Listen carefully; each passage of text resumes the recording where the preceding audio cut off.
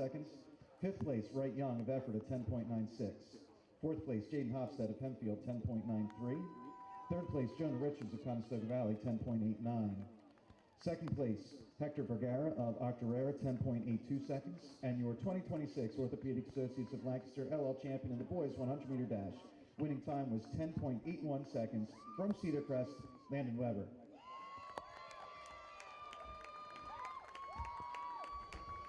Sorry about that. The problem with technology sometimes is it doesn't always go as planned, especially when we have rain pushing across. So earlier, if you were with us, we were talking about the weather conditions not being perfect. There was light drizzle. Well, now we have that one steadier rain moving across, and it was just in time for the sprints and the hurdles, which we'll recap here in a moment. So while we were gone with the technical difficulties, we did have a few races happening. And, we had the girls 4x8 finish up with JP McCaskey winning, followed by a great 4x8 on the boys' side where Manheim Township really pushed JP McCaskey to the limits. McCaskey ended up winning with Township coming in second there. So let's run through here where the finishes were in those two races and kind of get going back into the flow of things. Once again, apologize for the delay there, but let's talk about the 4x8 there. On the girls' side, McCaskey won as expected, 13 seconds over an LS team, really pushing hard. Hempfield Leona in third, followed by Ephrata, E-Town, who battled really hard down the stretch there. Donegal, Manheim Township, and then Cedar Crest, Indiana. On the boys' side, which unfortunately we weren't able to because of the technical difficulties following through the whole thing on the boys' side. We did see a tremendous race if you were here. Manheim Township really pushed McCaskey hard. And McCaskey being one of the top end teams in the state here. Township comes in second with 805.6. McCaskey winning with the 801.56. Hempfield, Warwick, Cedar Crest in fifth. Cocalico in sixth. Octorara in seventh. And then LebCo picking up an 8th place medal there. JP McCaskey might as well just change their name to 800 High School. So they're just a factory, I think, for 800 distance runners. You know, the culture is there. Once you have that culture, it is kind of cool to see it all kind of kick through. And they've had some tremendous runners over the years. And speaking of the girls, they have just tremendous depth. And we saw that and they kick through in the sprints. So let's skip over the hurdles, which I was never a hurdler, so I was skipping. I would have just fallen into the hurdles. So then we move into the 100 there, and that's where you really see McCaskey's strength really start to push through as one of the top runners in the state. Won the 100 meters on the girls' side in Ella Petrowski. She's only a sophomore, and she was able to take the 100 and defend her title there moments ago. Unfortunately, we were unable to have that live feed, but more than likely videos will be circulated. It's really one to watch for in districts and states. Last year she took silver at states there. Today she wins the LL with an 11.98. In second place we have Riley Miller from Conestoga Valley with a 12.10. Third place from McCaskey as well, so they take first and third. You had Alondra Grover, 12.34. Shauna Joseph from CV, only a 9th grader, 12.37.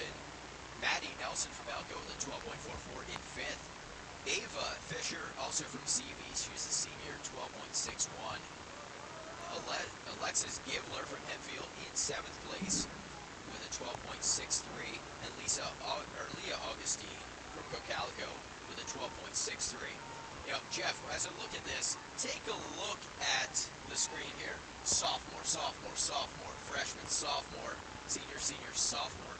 So 6 of the top 8, including the top 5 finishers in that race, the 100-meter girls, were all underclassmen. Now we move to the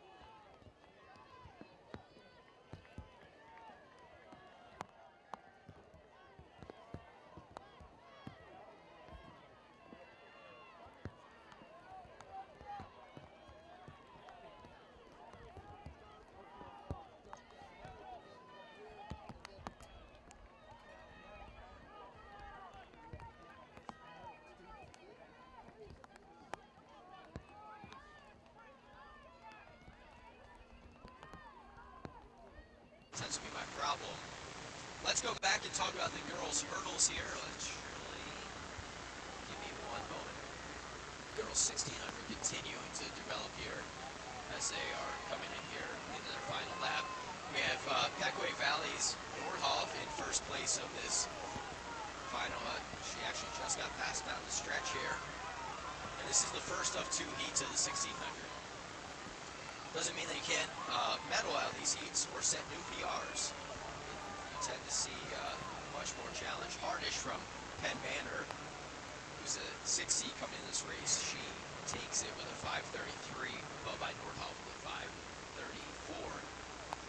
Going back, let's talk about the hurdles here, which we missed. The girls' 100-meter finals. We had the prelims last night. We had Mannheim Central's Kylie Matias with a 14.6, followed by Tia Logan with a 15.34. Brooke Vanelli coming in third place with bronze. She's only 9th grade, which you don't often see from LS with a 15.49. Now, there has been a push over the last few years to get hurdles down to the junior high level in the LL. The mid-pen used to dominate the hurdles. Now you're going to start to see the LL maybe pop up. And Brooke Vanelli, only being a freshman, taking bronze there. These junior high programs are really starting to evolve and develop runners at a younger age, and really taking some of these local smaller schools to the next level early on. So it's great to see that. Yeah, and we have Aaliyah Zimmerman from Garden Spot in 4th, Bella Heisey from Hempfield in 5th place, making the podium there. Natalie Carlisle from McCaskey, so only sophomore, in 6th place. Julia Swiger from Hempfield in 7th place, and Adriana Williams from Warwick with a 16.01, finishing up the medal race there. And then the boys 110 high hurdles, 110 meter high hurdles. Ryder Newland is your champion, senior from Ephrata. We have Sawyer Grauke from Octorara with a 14.9 coming in second. Aman Nawaki, I apologize again, from E-Town, freshman, 15.14.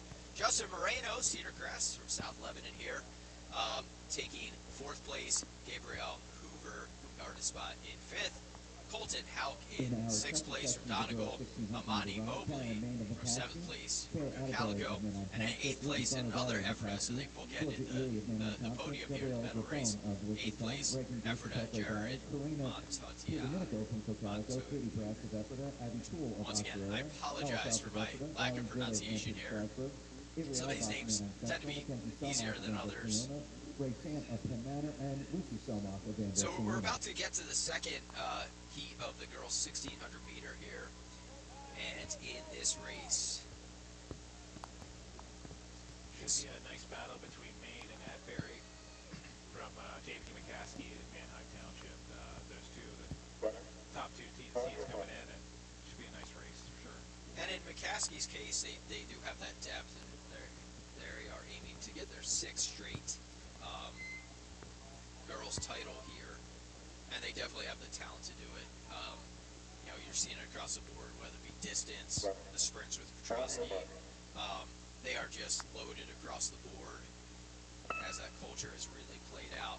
And mind you, they won districts last year, and they graduated some of the key pieces of that, including the Hussein sisters, who are just really, really talented.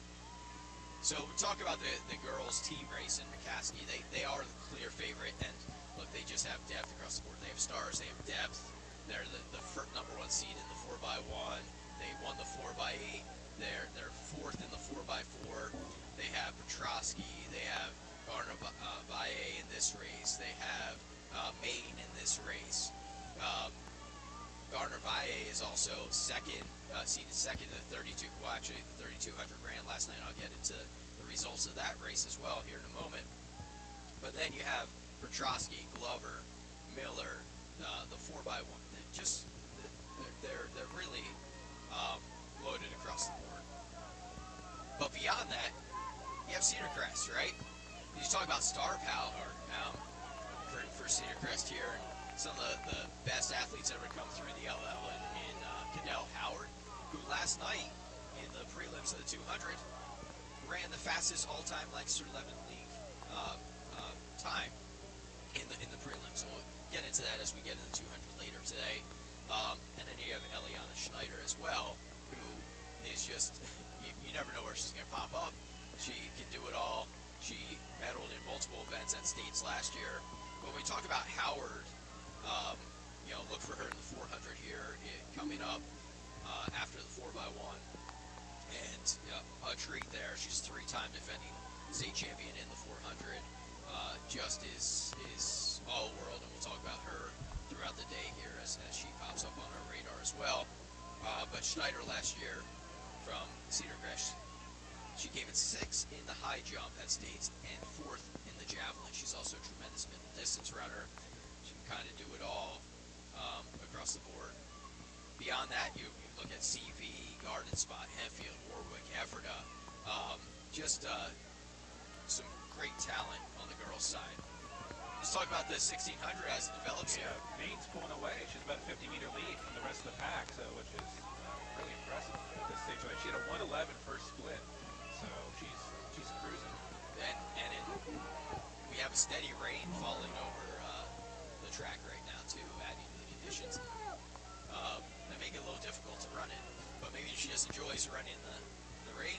Some people are like that. Look, I was not a rain guy, but like some people, it affects them mentally, and so much of distance running is mental, whether you believe it or not.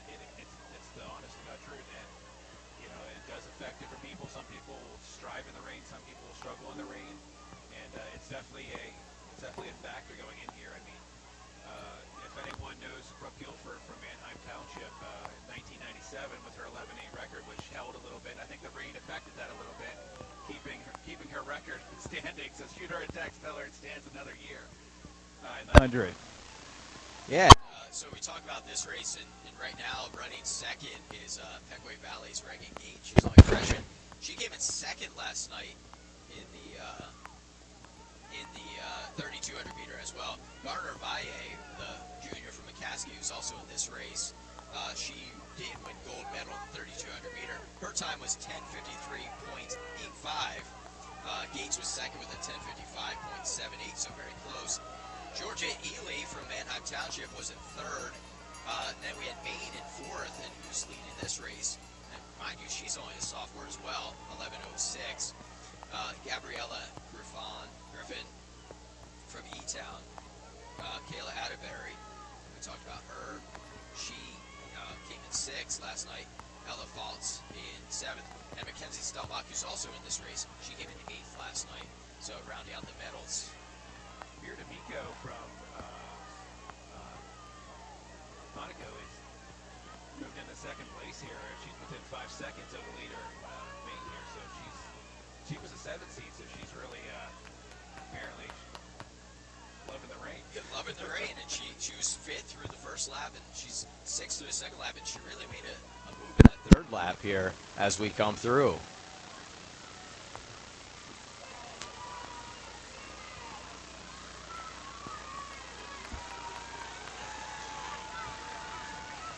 Well, Maine is really laying down the hammer here as she finishes out, but Perdominco, I'm saying that correctly. I apologize. Piera Domenico.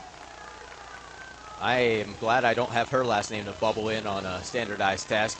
And Maine broke 5 minutes. Jeez. She 4:59.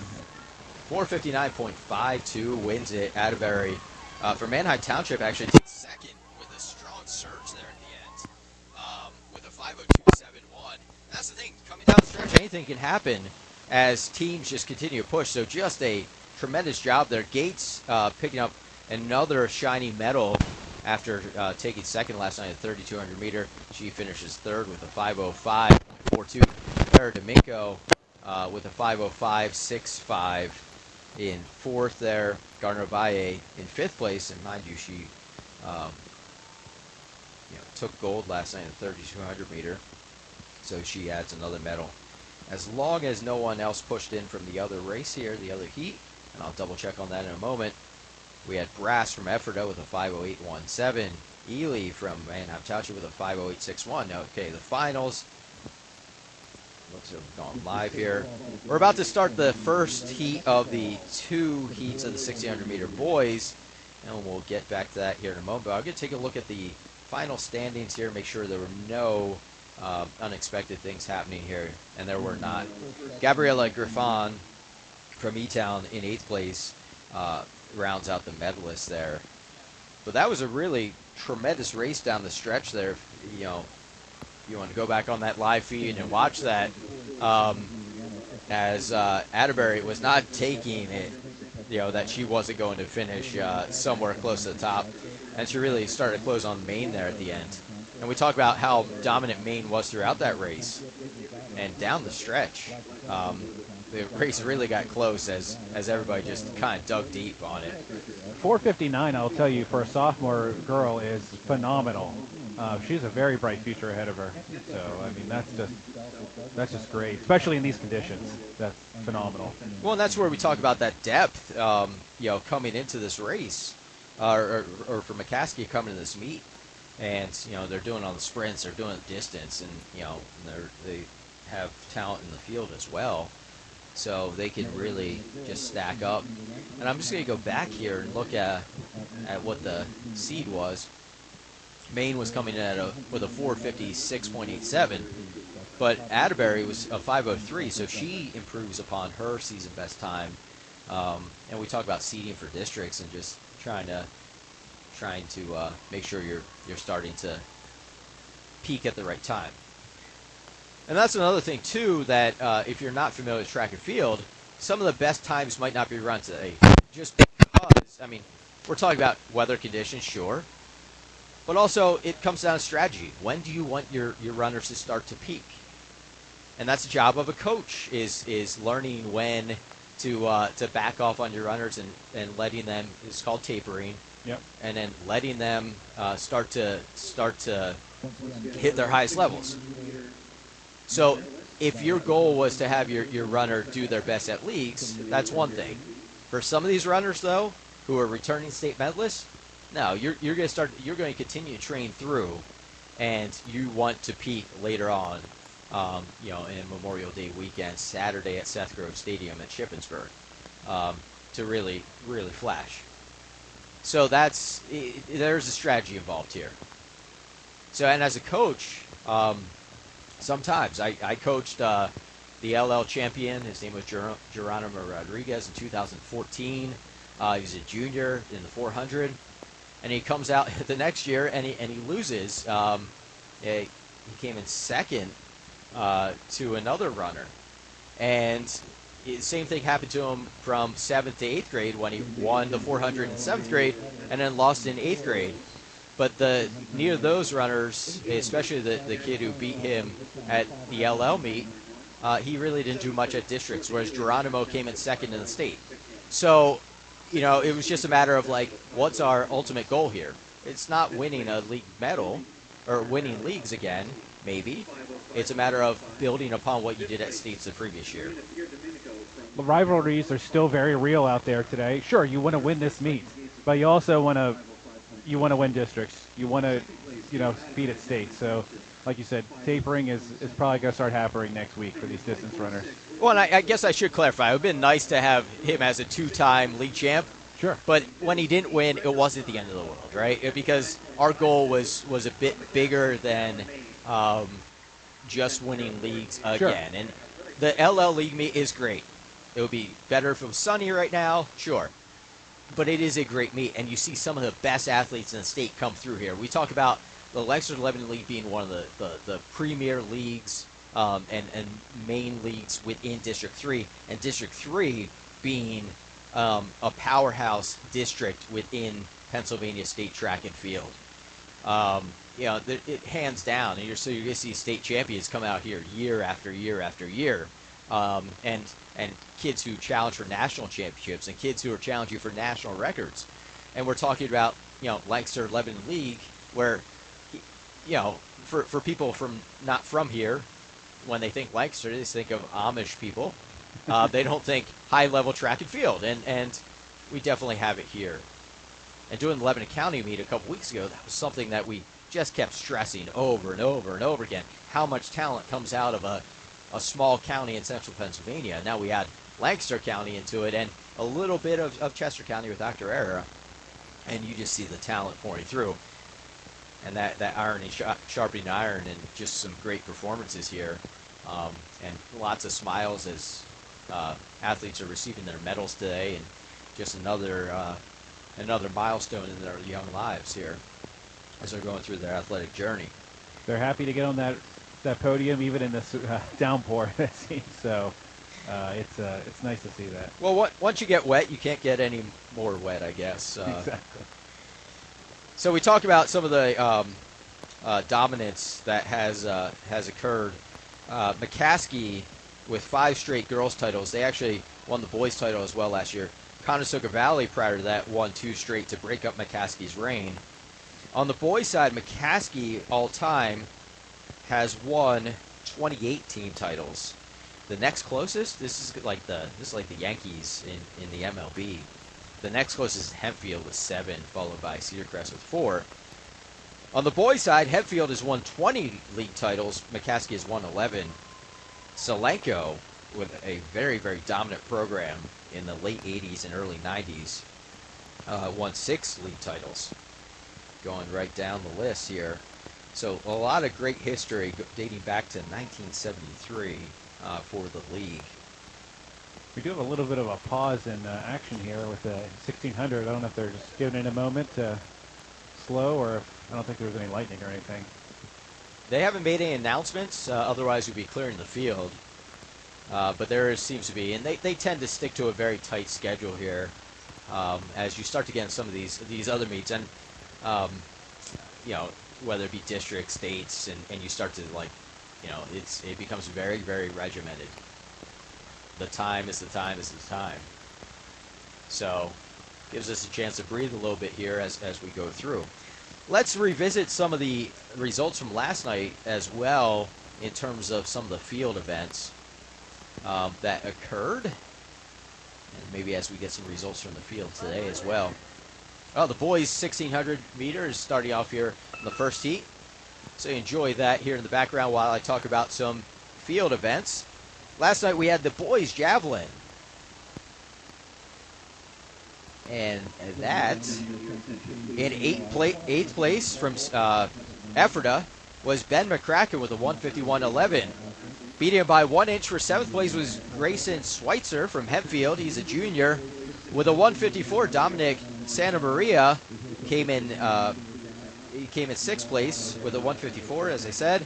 5th place was Brazavian Beish from McCaskey with a 163. Oddly enough, he fouled his first throw, and his second throw was only a 129, but he peaked with a 163. Josiah Grant from Ephrata came in 4th place with a 166.11. Max Fleischer from Cedar Crest, the senior who won triple jump last year as well, came in 3rd place with a 170.10. Elijah Hess with a 190 at 5, a 190 and 5 inches, coming in 2nd place. He's a senior. And Mason Prokey from Octorara with a 200 feet 7-inch throw to win it. And we start to talk about there some of the big arms and just how he came out throwing a 190, and it threw a 196 with the 3rd attempt, but then it was his 6th attempt where he went for broke and broke the 200 mark. And you got to remember Elijah Hess. He was a returning state medalist last year. So Mason Brokey. Yeah, very impressive performance. Yeah, and his season best is 205. So a big arm from Octorara there. Just really great effort. And I think it's one of those things too, where it's important to point out Ephrata here. They have a sophomore who came in 4th place here. They have another sophomore who came in 8th place. And Ephrata is a very stacked team, something to watch the next couple of years here. There was concerns, or people really weren't paying attention to what was happening at Ephrata. Nick Keller, who was just dominated the sprints here the last few years, was a star for Ephrata, no doubt about it. And people were really focused on him and not the depth that was bubbling up underneath the surface, and it's starting to pop. I was talking to another team who recently went up against Ephrata at a dual meet, and they came back. They're like, this team is absolutely stacked, and you're seeing that play out. whether it be the 110 high hurdles today, whether it be javelin last night. It's just really great to see. So then we have the girls triple jump, which was contested last night. Kiara Scholl from LebCo, only a sophomore. It's actually Kei. Her name is often misspelled, so it's Kiara Scholl. She came in 10th place with a 34.2. Beating her out by just 1 inch was another sophomore from Lebanon. She jumped 34.3. Olivia Wolf from Conestoga Valley was a junior. She came in 6th place. Then we had Maya Brenneman in 5th place from Peter Strasburg, 35.1. Ellie Yeager from Hempfield with a 35.3. She came in 4th. With a bronze medal, Victoria Donovan from Octorara, 35.11. Kaylee Brubaker from Mannheim Central, a junior, 36.2.5 inches. And then we had Jebda Nagafa from E-Town with a 36.10 as our Lancaster 11 League champion in the triple jump. Last night conditions were a little bit better for the pole vault than they are today. A lot better. A lot better, yeah. We had Vittoria Facio from Ephrata with a 9 feet coming 8th. We have Annalay Glenn with a 9 feet coming in 7th. Jesslyn Risser with a 9.6 coming in 6th. Sophia Hamby in 5th with a 10.6. Also at 10.6, 10.6, 10.6. Everybody tied for 2nd place were Meadow Schussler from Lampeter Strasburg, Jolie Waltman from Garden Spot, Adeline Zimmerman from Ephrata, and your 2026 champion in the pole vault for the Lancaster 11 League was Emerson Hardy with an 11.6. She's only a junior.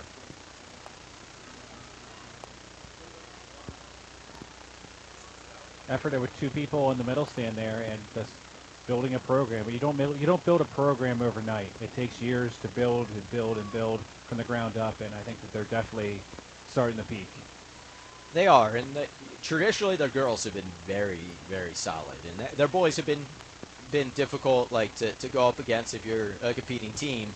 But now it just seems like the pieces are really clicking into place on both the boys and the girls side for them. So keep your eye on Ephrata as they continue to progress here over the years. So the first heat of the 1600 is finishing up right now. Let's preview the final heat here of the 1600. Still had some very decent times for a first heat here. I mean, 4:23 Zink, and Hershey from Lebanon with 4:27. Esh from Seneco 4:28. So I mean, you had multiple people under 4:30 in a first heat, which is very impressive. Yeah, for the slow heat, for the slow, right? The quote unquote, air quote slow heat. Yeah, that's still phenomenal in these conditions. Which tells you what we're in for in this final heat. And the favorite coming in, the guy with the top seed is Travis Hermansky, your PIAA state champion in cross country. He ran a 4:16.18 last week at the Hoka Henderson Invitational, top 10 time in the state. He won the 3,200 meter last night. Expect to see a lot from him. But finishing second last night in the 3,200 was Ollie Funk from Anvil Cleona, also a senior. He's headed to Temple next year. His best time this year is a 4:21.52. Joshua Henshaw from Mannheim Township, a senior, 4:22.21. And Zach Margot from Cedar Crest, 4th place. And we see McCaskey start to pop with Benjamin Gillespie as the number 5 seed here with a 4:24. Another 4:24, Dante Checo. So what you're going to see here out of the gate is some battling for position in this waterfall start that we're seeing. You see Fermansky out in the lead, and then Ollie Funk on the inside here as they break here. But everybody knows. I mean, you have Fermansky at 4:16, and then you go out to the 15th seed, and you're at a 4:30. But there's 8 runners in this race who have run a 4:25 or better this year, with Benjamin Boyd from Anvil Cleona running 4:25.49 as well. And everybody knows it's going to be a challenging race. So I'm interested to see how it develops here. Yeah, there's Fermansky, there's Funk. So it's really stacking up as you expected.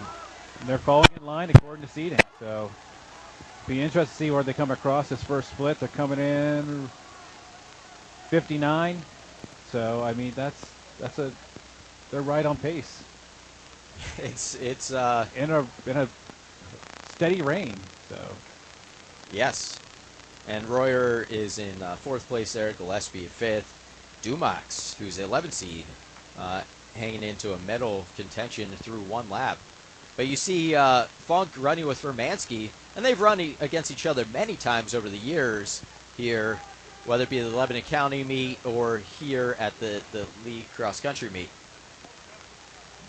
Both tremendously nice kids, both seriously hard workers, and it's really paying off. And both are headed to Division I next year, with Vermansky headed to Ole Miss, and Funk going to run for the Cherry and White, Temple U.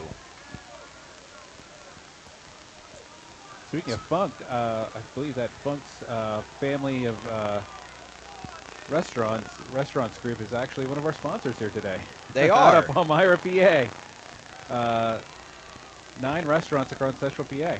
So I don't know if there's any relation there, but just the name. there is a relation, and so yeah, Oliver Funk is related there. There's definitely that connection. But family owned since 1969, the Funk's Restaurant Group started with its first location in Palmyra, Pennsylvania. It's now grown into 9 successful restaurants. It's 13?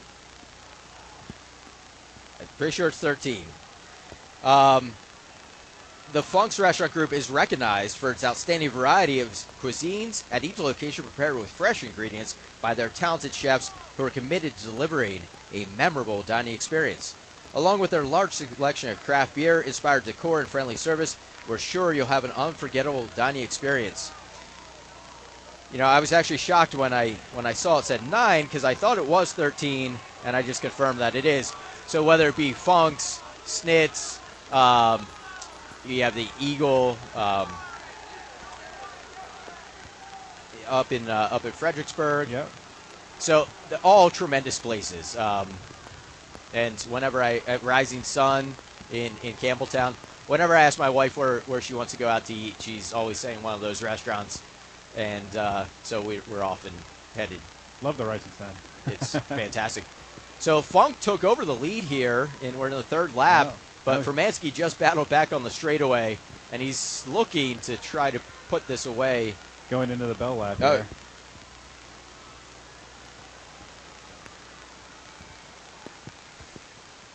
Oh, no, we are in the fight. What am I doing here? I got talking about food, and it's like, wow, Vermansky's going early. He's not, because he's putting it away here. So Vermansky coming down. He'll be your league champion. Ollie Funk continues to battle here, and he's going to hang on a second. He has enough of a lead. We have McCaskey's Gillespie in 3rd here, battling for bronze, but there's a strong push for the Manheim Township crew coming up through with Benjamin Boyd as part of that as well. Vermansky crosses the line in his time, 4:13.26. 4:13.26. Ollie Funk with a 4:17.0 and a 4:21 takes 3rd place. 4:22 Dumas from Manheim Township comes in 4th place with a 4:22, and Margot from Cedar Crest with a 4:22. Boyd from Anvil also with a 4:22. You start to see these themes where you have 2 Cedar Crest guys up there. You have 2 Anvil guys up there. You talk about training every day with the best. And when you have somebody on your roster who's running a 4:13 and driving the pace, and Ollie Funk running a 4:17, I mean, wow. We were talking about the quote-unquote slow heat here beforehand, and in the 4:30, it just shows how talented this league is. If you have this many runners, sub 4:30, I mean, that's just phenomenal. And I'm waiting for the final results to pop up here, but you know, all you need to know is 4:13, 4:17, and you're gonna have to run sub 4:25 to even make it on the podium. Ollie Funk being helped up by his coaches over there. He laid it all out on the track, running sub 4:20, and Travis Vermansky your 2026 LLE champion. Well earned, 413. That's his new PR right there. In a downpour. In a downpour after winning the 32 last night. So we had the Lebanon County crew going 1-2 in both the 32 and the 16 now, and just a tremendous effort by both those young men, really driving the pace. And really great effort there by Funk to push for Mansky, and hopefully they give each other a nice handshake afterwards, because you don't run that kind of time without being pushed. And Funk was pushing for Mansky, Mansky was pushing Funk, and just really awesome to see that great competition. And you don't realize that bond, I think, sometimes you have with some local runners from, high school until you maybe get a little bit older. I mean, I know guys that I competed with in high school. If I see them with their kids or something like that, it's almost, you have to still always have that connection. We're talking 20 years later. So it's, these guys will probably recognize each other for the rest of their lives. Well, now with social media, tend to follow each other, and yeah, I often see kids from other schools commenting on each other's post, and like especially the girls, they're like, "You go girl," things like that, and the flame emojis and stuff like that, just supporting each other across the board. So even though there may be a rivalry between schools, there's always that support factor, and everybody understands that competition, the great competition tends to lead to even better competition. So it's really awesome to see. So the 4x1 for the girls is coming up next. Brought to us by Christie Land Engineering. Chrisland I'm sorry about that. You're adding syllables here. We don't have Chris Christie showing up, I don't think. So you want to talk about Chrisland Engineering here? Sure. Chrisland Engineering is proud to support our local track and field athletics. They deliver quality professional civil engineering with a strong focus on communities that they serve. Their expertise includes land development, subdivision design, stormwater management, structural engineering, and surveying throughout Lebanon and surrounding counties. Chrisland Engineering, reliable engineering solutions that support lasting community growth. So thank you again for your sponsorship. It means the world to these young athletes to be out here being broadcast. Yeah, and they're located right in central Pennsylvania, serving Lebanon County and surrounding counties as well, but they're located right in Lebanon, and driven by it many times, and always wondering what kind of engineering they're doing, and they do it all the stuff that you don't even think about that just make the world work. So, but they're putting forth the sponsorship today to make this live broadcast a reality, and hopefully you're tuning in here at home, and or maybe you're at the meet, or maybe you're watching the replay. It's just one of those things that we're looking to continue to expand the exposure of our local athletes. And though we would love you to be here with us today, we realize that not everybody can make it out in person. You might live too far away, you might have other stuff going on, or maybe you enjoy being dry.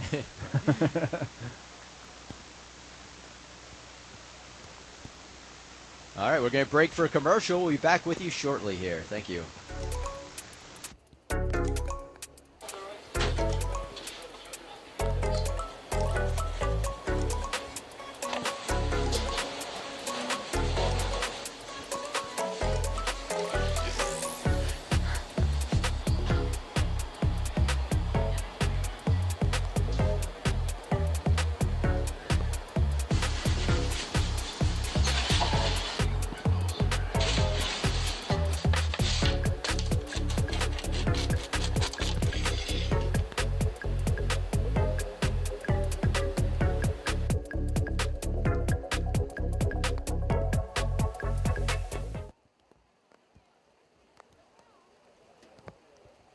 Here at Chrisland Engineering, our mission is to provide quality engineering services that contribute positively to our community. From its base on Cornwall Road, Chrisland Engineering is a civil and structural engineering firm offering services throughout Lebanon County, central Pennsylvania, and to clients nationwide. Specific areas of expertise include subdivision and land development plans, stormwater management and related permitting, municipal consulting services for public works and municipal projects, structural engineering for new construction, renovations, and delegated design. For projects of all sizes, we provide timely and accurate data and photography, aided by aerial drone technology. In addition, Chrisland Engineering offers its services to churches and nonprofit organizations at a reduced fee. As lifelong residents of Lebanon County, we feel it's important to be involved in and contribute to our local community. Chrisland Engineering, providing innovative and professional engineering guidance and expertise for your next project.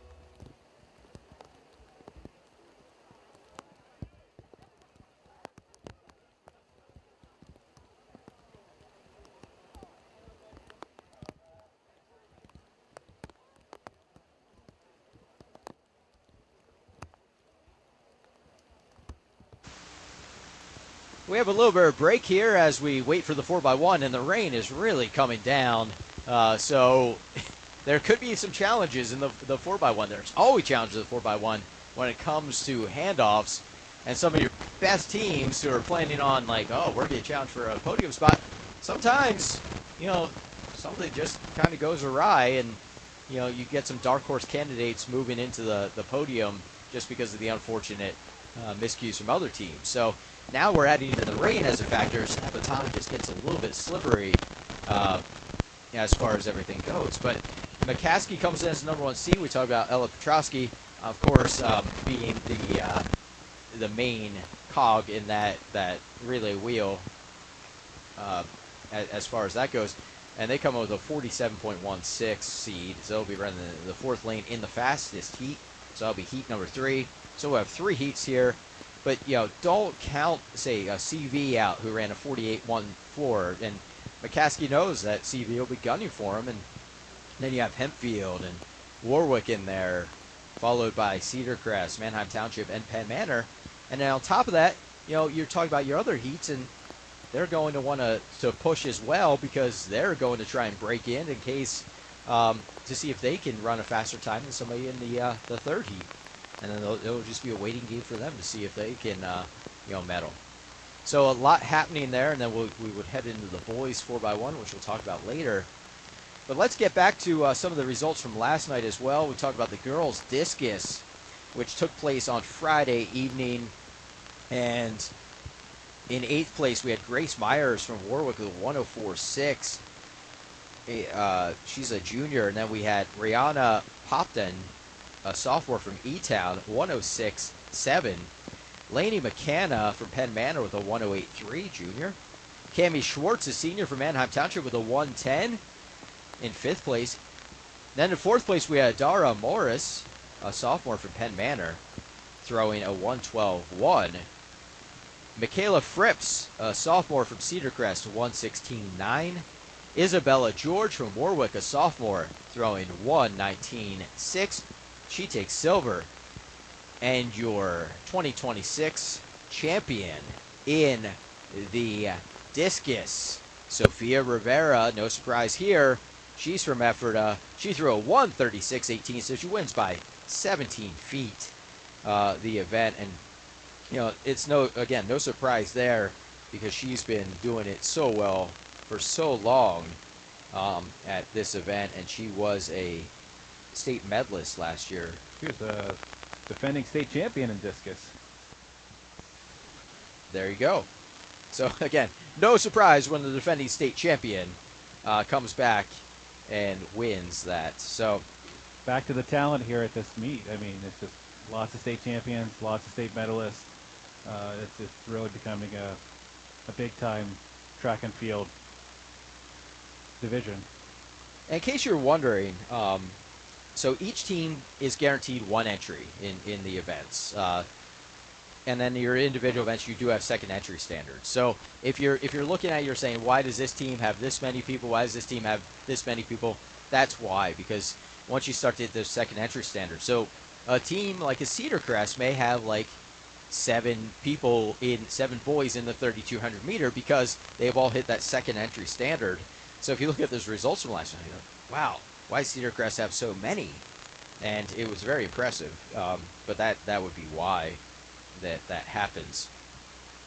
Beyond that, we also had the boys high jump competed last night, and as a Lebanon County guy, we did see a champion here, and Cam Tirado who cleared 6'6" to take gold.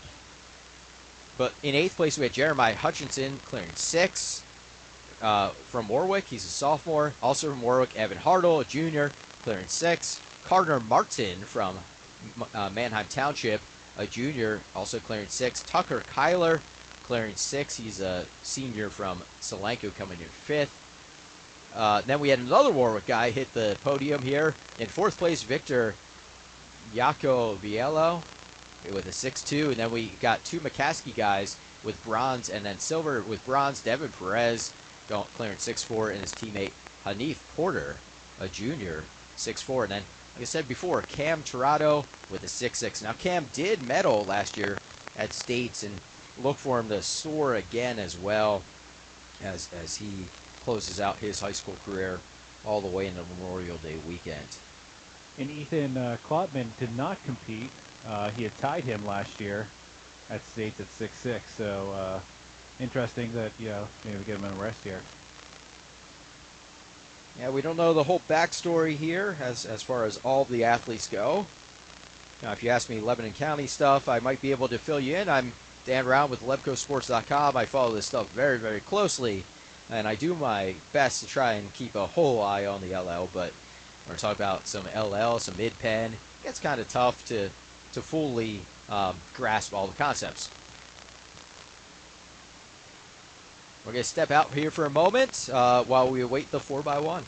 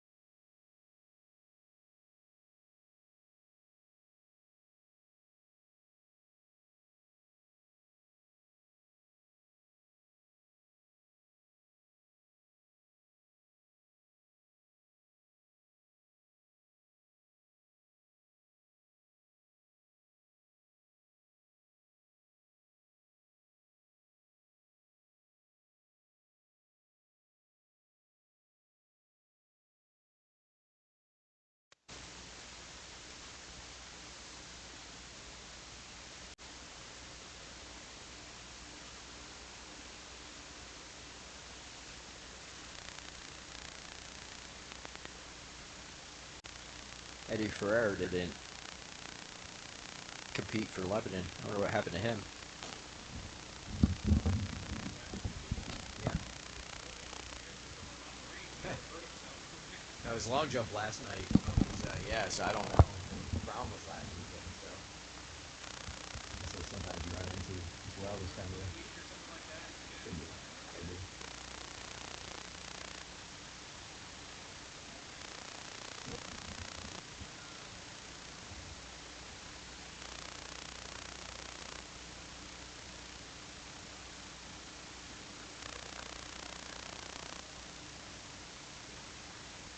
Yeah, I would think. I would hope. Yeah, yeah. Again, it doesn't.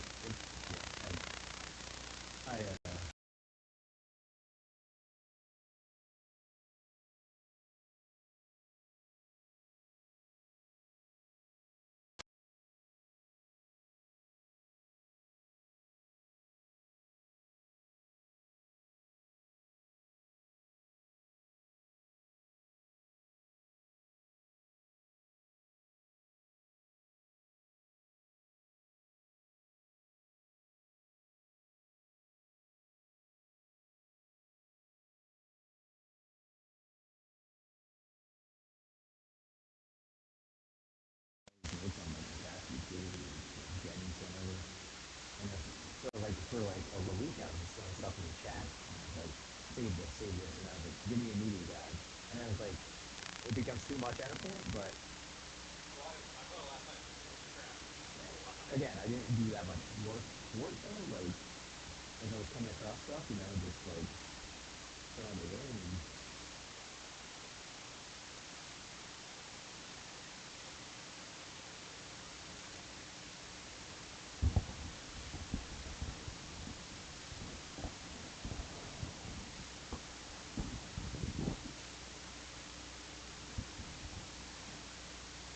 I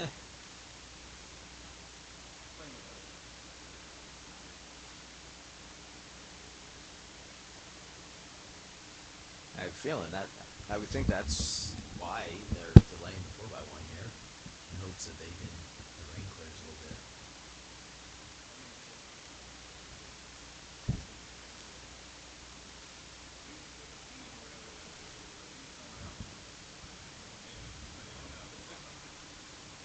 How'd that happen?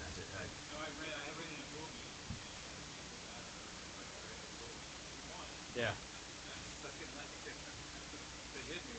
Yeah, I had to pull my 800 under. We qualified for distance and heat, and I discipline issue.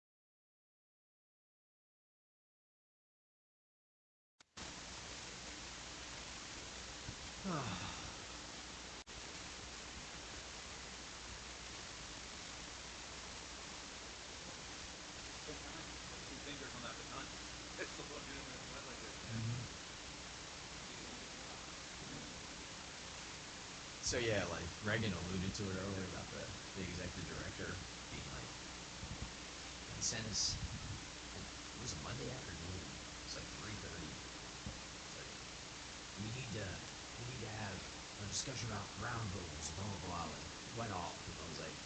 I was like, the LLB needs a well-oiled machine. Like, we can't have you guys mess it up, basically. And then he started complaining about the amount of money. And then, hey Tommy, how are you? Some technical issues, but otherwise, yeah. We're under this, so.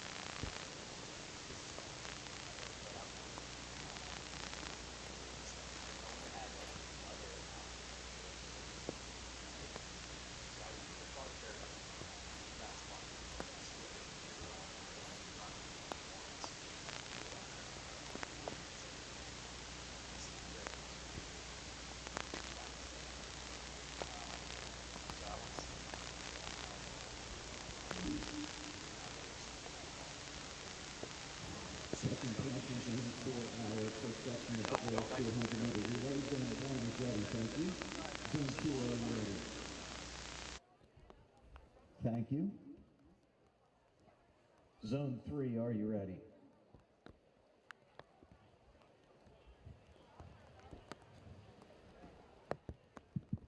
Zone 3 is ready, thank you. Starter, the race is yours.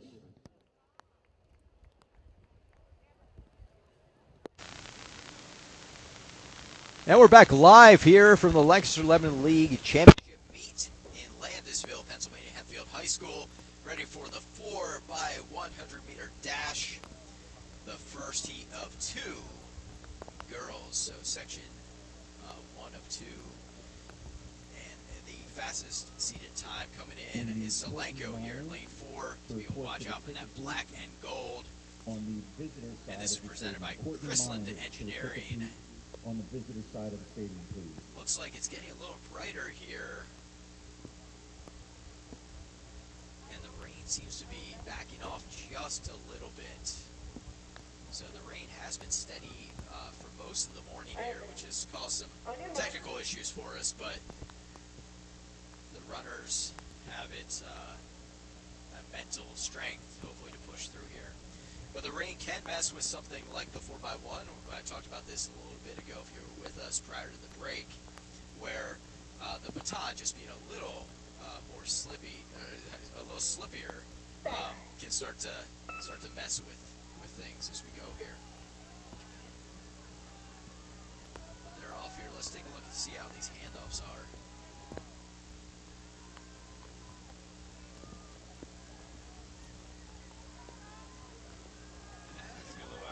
There, some of the handoffs, just being extra careful.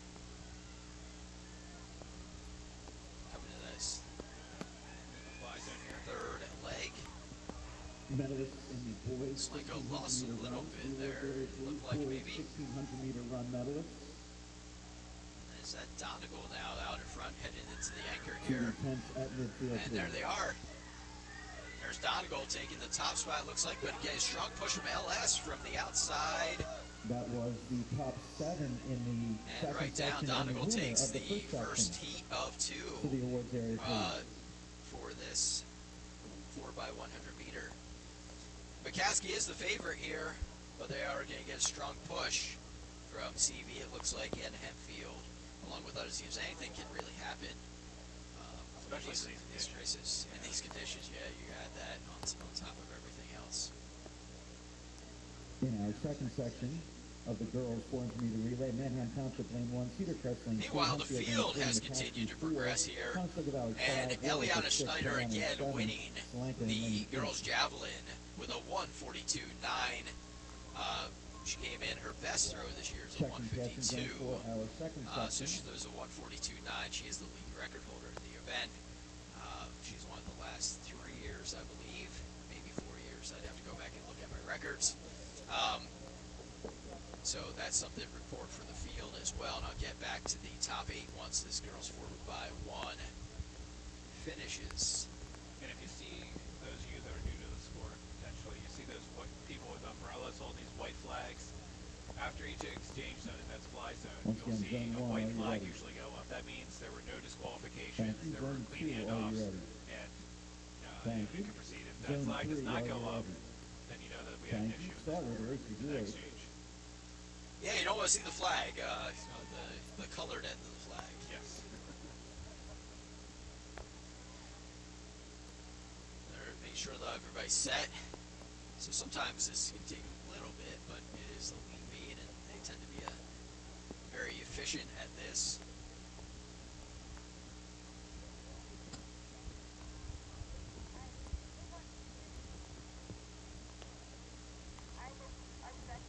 It's a little chillier right now, which again, not ideal for sprinters. There's on your mark. They're marked. They're jumping around. They're about to get set here. I prefer the gun to the beat, personally. Definitely. I'm a gun guy. It's definitely much easier to hear for the athletes, and if you're not used to the electronic gun versus like your gunpowder, it tends to be very difficult. There they are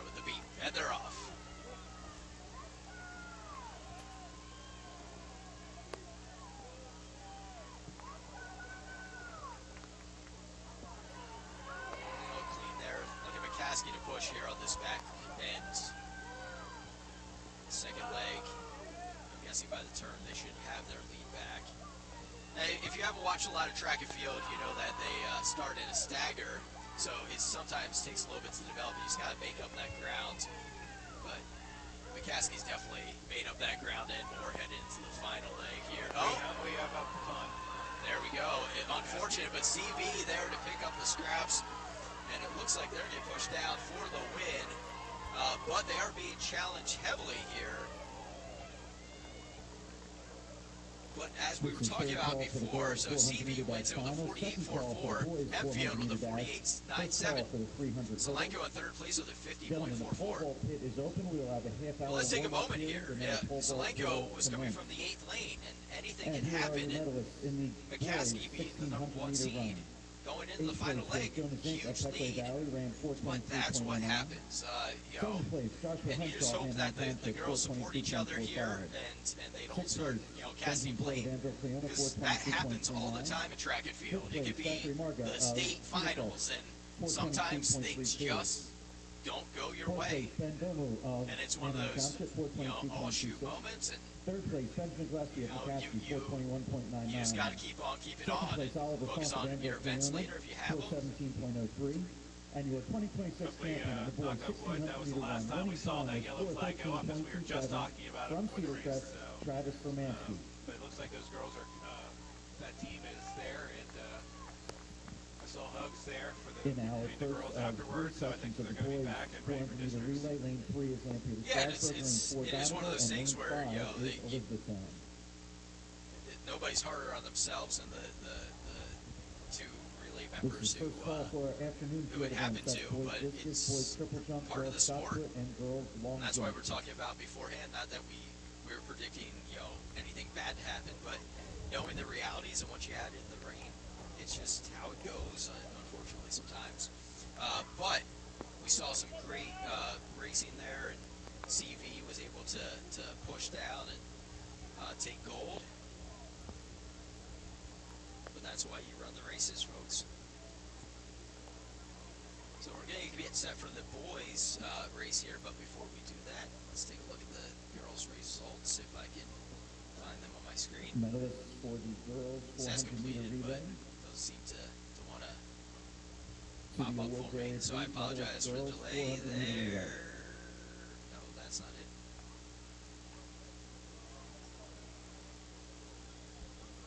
I don't have the full results quite yet, so, compiled. There we go. So CV with 48.44 took gold. Hempfield 48.97 in second place. Zelenko with a 50.44 coming from the outside lane. Ben Banner with a 50.50 in fourth place. Manheim Township with a 50.8 in fifth place. Donegal with a 51.08 with the sixth place finish. Lampeter Strasburg with a 51.34 in seventh. And Elko taking eighth with a 51.82. So going back here as well in terms of CV, we had Tia Logan, Ava Fisher, Shauna Joseph, and Briley Miller, who will wear their gold medals around the rest of the meet as the Lancaster Lebanon League champions and pick up 10 points for their team as well. Let's bounce back to the field while we await the start of the boys. The 4x1 here. We had the boys shot put a little while ago as well. Being completed, and we have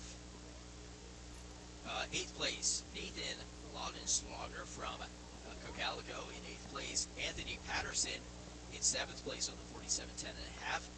Colin Shelley for Lampeter Strasburg with a 48.10 and a half. Elijah Hess from Penn Manor with a 52 and a quarter inches, 50 foot, 2 1/4 inches. Frank Lucarino from Zelenko with 51 1 and a half. Dominic Wetland from Anvil, only a sophomore. He's he's Lebanon County champ with a 55 5 and a half. Huge throw from him. Manheim Township senior Jake Rush with a 55 9 and 3/4 inches in second place, and winning the shot put this morning with a 56-10 from Hempfield, Wilder Long. So mostly seniors except for Dominic Wetling there sneaking in with his third place finish. But Long grabbing up the Lancaster Lebanon League title for himself here.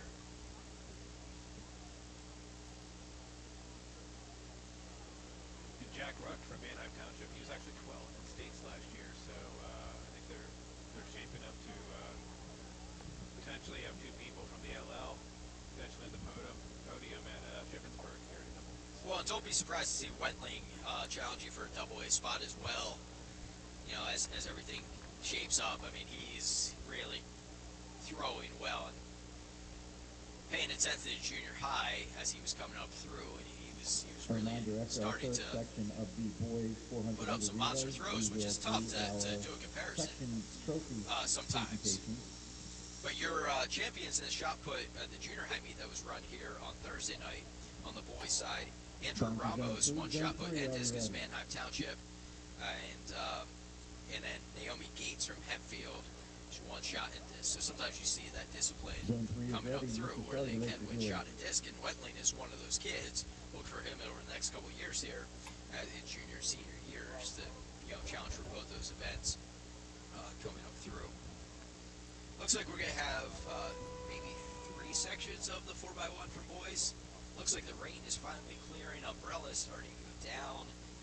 Might see some favorable conditions as this rain is finally pushed through. Jeff, are you a weatherman? I am not. No, well then you're of no good to me right now, I guess.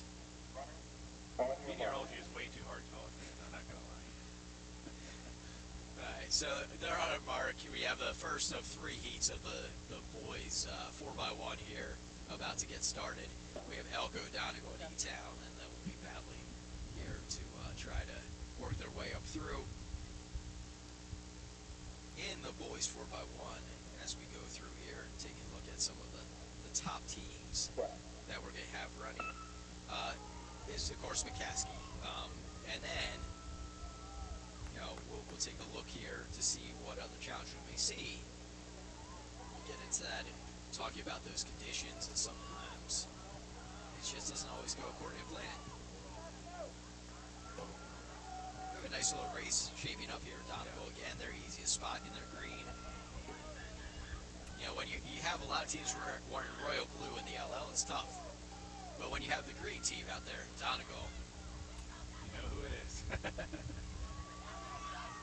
here we go. Look at this final leg. He's really breaking away, looking good. Very smooth handoff.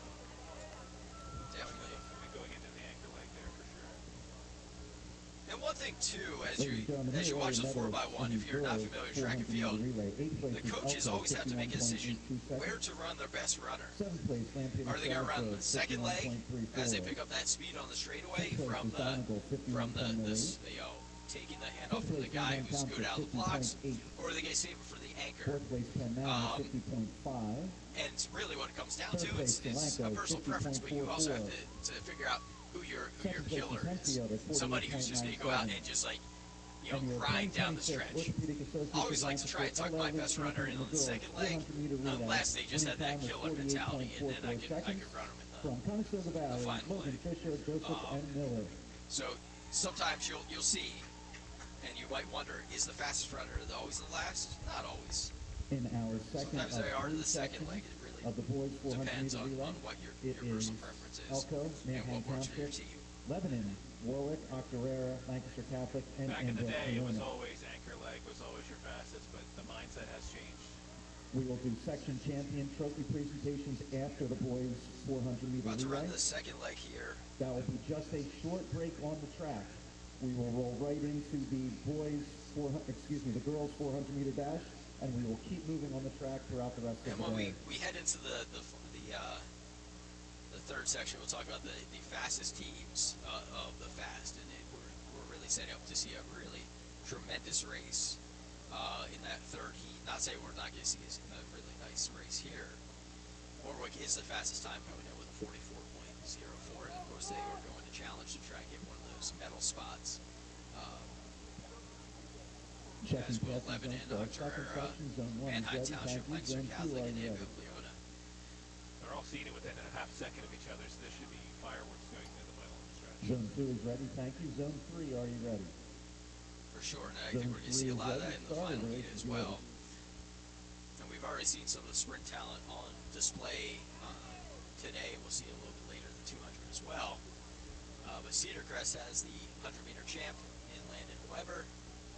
We obviously know McCaskey has a lot of talent. We have CV. We have Ephrata in there.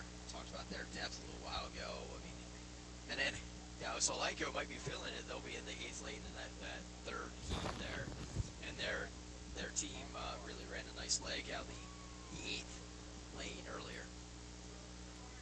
And sometimes being on the outside lane where you're just kind of running scared because everybody's chasing you because of the stagger, you just kind of get out to a really good start. And so much of the 4x1, remember, you have 4 athletes who all have their different jobs to do. And talk about assembling a team, right? And you just talk about you want somebody who can get quick out of the blocks, and they're probably only running, 80 meters or so before they're handing off that second leg. And then it kind of develops from there. And that second leg really just opens it up. Your third runner is usually a pretty good turn runner. And then we talked about that killer instinct for your anchor leg.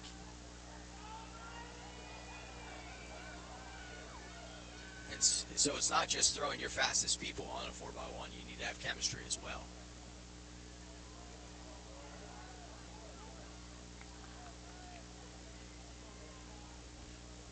If you were paying attention there and you saw how clean some of those handoffs were of your top teams, just got it in. Just got by him barely. All right, down the stretch here. And, Warwick delivers, it looks like, out of lane 4. But they were really close to being outside the exchange zone. If you haven't watched a lot of track and field, the exchange zone runs between those 2 big yellow arrows. And the handoff needs to occur between, in what we call the exchange zone. And if it doesn't, it picks up a disqualification. You'll see that yellow flag. Again, girls platinum medalists to be awards. We don't want to see another yellow flag. Nobody wants to see the yellow flag. Yellow flag is no good. In this final heat, you're going to have Cedar Crest as the number 1 seed. They have run a 42.42 so far this year. Isaiah Zimmerman, Nolan Lingo, Cam Tirado, your high jump champ, and your 100-meter champ, Landon Weber, as well. But Ephrata has run a 42.51. McCaskey's run a 42.63. And then you have CV 42.86, Hempfield with the 42.92. You also have Penn, Manor, Cocalico, and Zelenko in this heat. And, anything can happen. Especially when everybody is that stacked up against each other. And this is why it's so tough in these sprint events where it's just bang, bang, and everything kind of needs to work its way into place. As we saw in the girls 4x1, your favorite had a technical difficulty. And they ended up not, making the podium.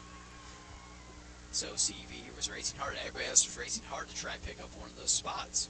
This is second call for our afternoon field event. Boys discus, boys triple jump, girls shot put, girls long jump.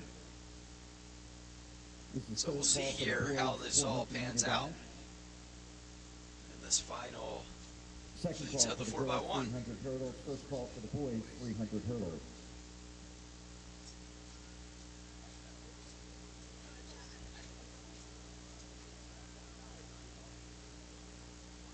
Checking passing zones for our final section of the boys 400-meter relay. Zone 1, are you ready? Thank you. Zone 2. Zone 2 is ready. Thank you. Zone 3, are you ready? Zone 3 is ready. Started. So checking with the officials to make sure everybody's good to go for this final heat of the 4x1.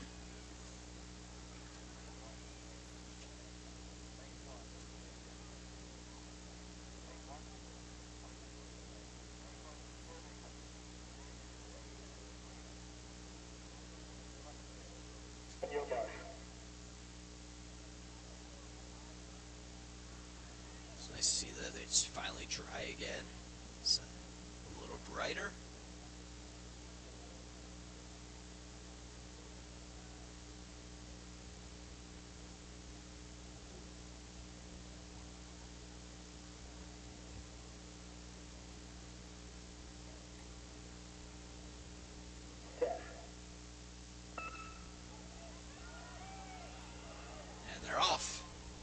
Slanko holding on the outside, but you see that stagger starting to be made up here.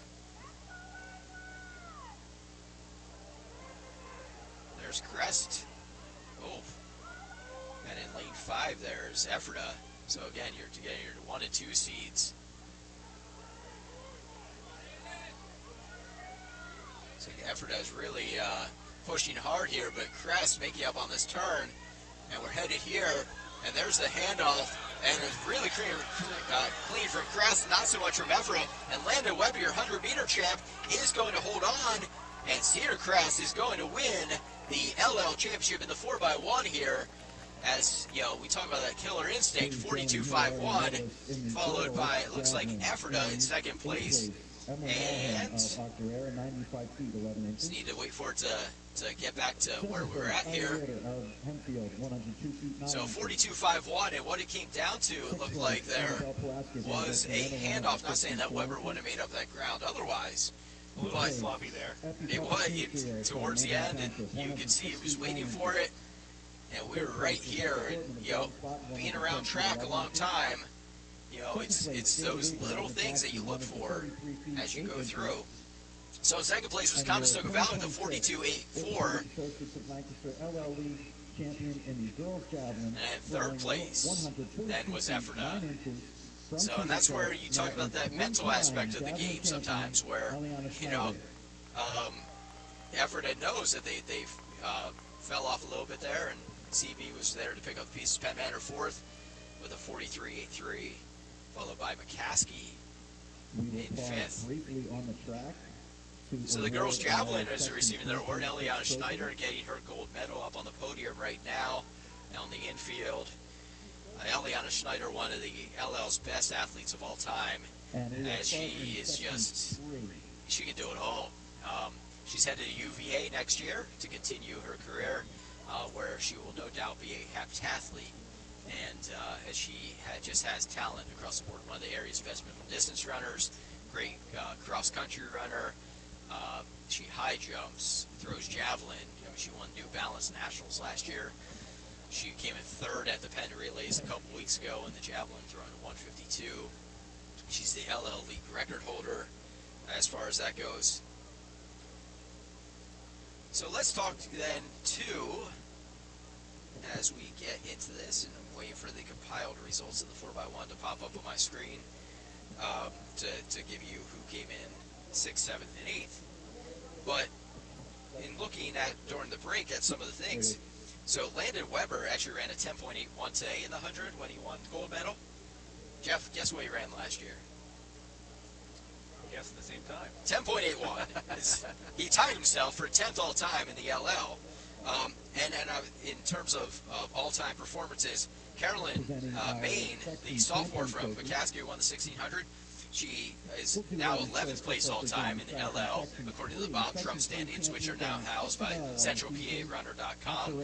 And Travis Hermansky ran the 14th best time in the 1600 when he ran his 4:13. So we're seeing some all-time best performances by our athletes today. Really great to see. So now we're going to have the 400-meter coming up and several heats of that. But you're in for a real treat if you've never watched the girls' 400 runners before that are about to line up. And among them is Cadell Howard. Cadell Howard, who has been dominant in this event since her freshman year, really just popping up on the scene for Cedar Crest. She's 3-time state champion outdoors in this event. She is the all-time league record holder, ran the fastest time for the 400, and then again last night in the 200, and breaking her own record.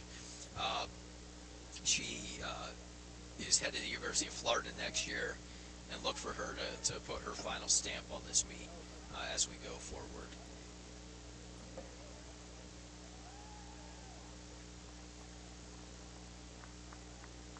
We'll get into that, and still the 4x1 results have not fully pushed through here. So while we wait for that, we want to thank one of our sponsors today. We have Funk's Restaurants. The family owned since 1969, the Funk's Restaurant Group started with its first location in Palmyra, Pennsylvania, and has grown into 13 successful restaurants all across central Pennsylvania.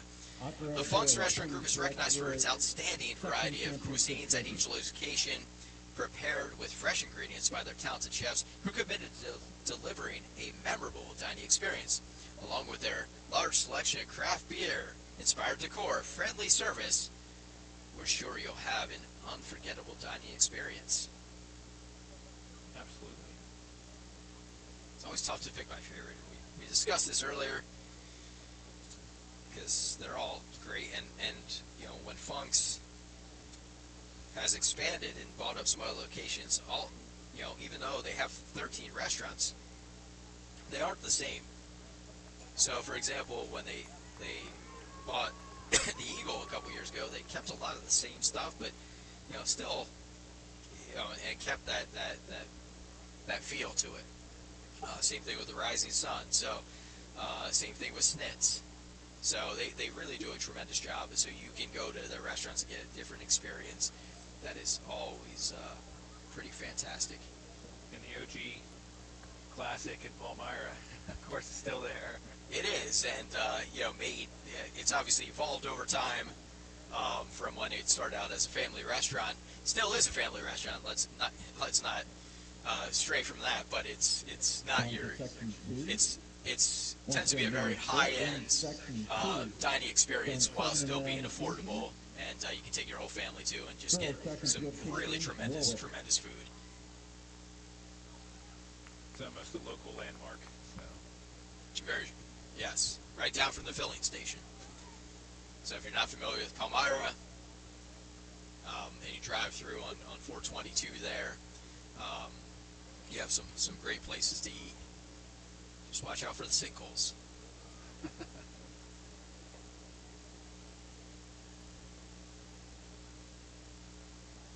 Palmyra is the other Lebanon County team that LebCoSports.com follows, and they're at the Mid-Penns today, and wait to hear how they are competing. I might have a chance to check in on them here in a little while, but they have some great talent. And if you haven't seen, and it's been floating around on Instagram and Facebook, at the Lebanon County Championship meet a couple weeks ago, the 4x4 was just amazing between Palmyra and Cedar Crest. Palmyra had a bit of a lead going in, and they hit out to their anchor leg, Maddie Waldron, who is a tremendous runner out of Palmyra. She's a junior. She was a state qualifier in 200 last year. Just great runner. She has a lead on Cadell Howard, and Cadell Howard laid down a 51.44 and was able to make up that ground. And it was circulated on the internet. It got a lot of views, and everybody's like, oh, like, you know, this and that. Cadell is great. She is, for sure. 51.44.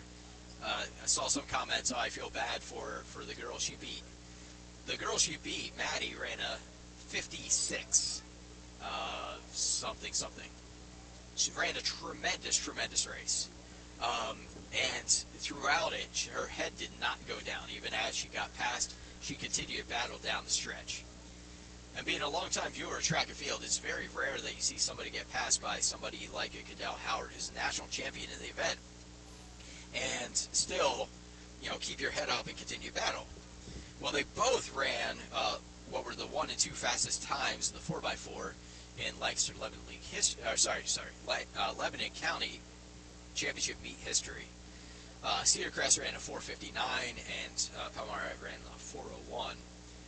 So if you see that video, it's definitely worth the watch, and you just see Cadell just chewing up the track and making the pass on the turn, and Maddie Waldron just continued to battle all the way down. It was just great high energy, and it was just a reminder of what track and field is all about. Definitely had people on their feet. So I mean, people were screaming. It was a spectacle to watch. So I encourage anyone to go back and look at that broadcast. And that final straightaway was made the hair on your arm stand up for sure. Yeah, if you have no clue what we're talking about, LebCoSports.com is or Facebook, Instagram, and you can check us out there. And also LebCoSports.com, the website, where we do our best to cover Lebanon County athletics, and you know, pull a little bit of Lancaster County stuff in as well. So if you see our coverage of day one from last night and the results, you know, we're trying to spread our love around as best we can. But I will say, so a lot of people think it's my full-time job, Jeff.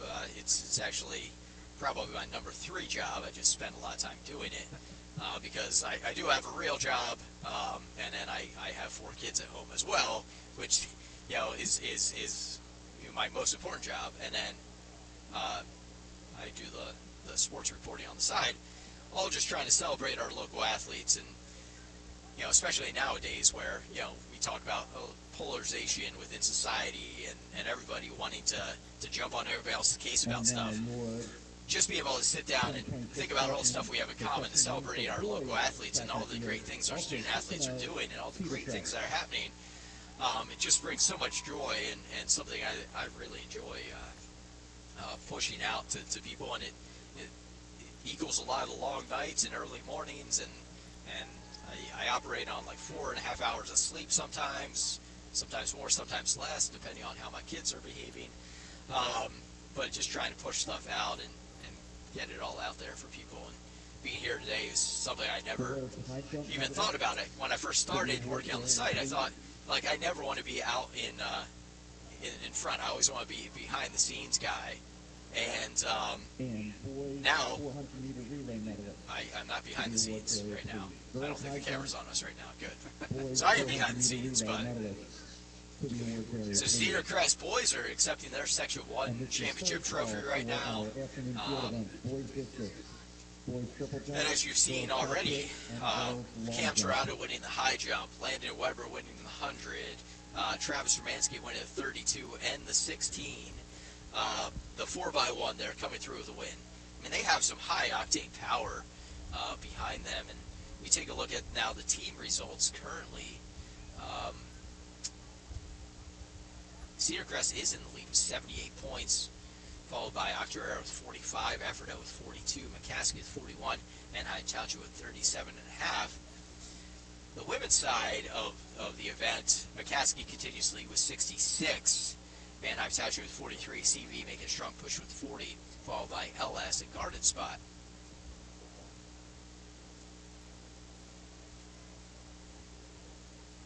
It's funny as you go through here and you're like, wait a second, Cedar Crest has to be up there, right? Because I'm doing the quick math in my head as to how many golds they've already taken away here.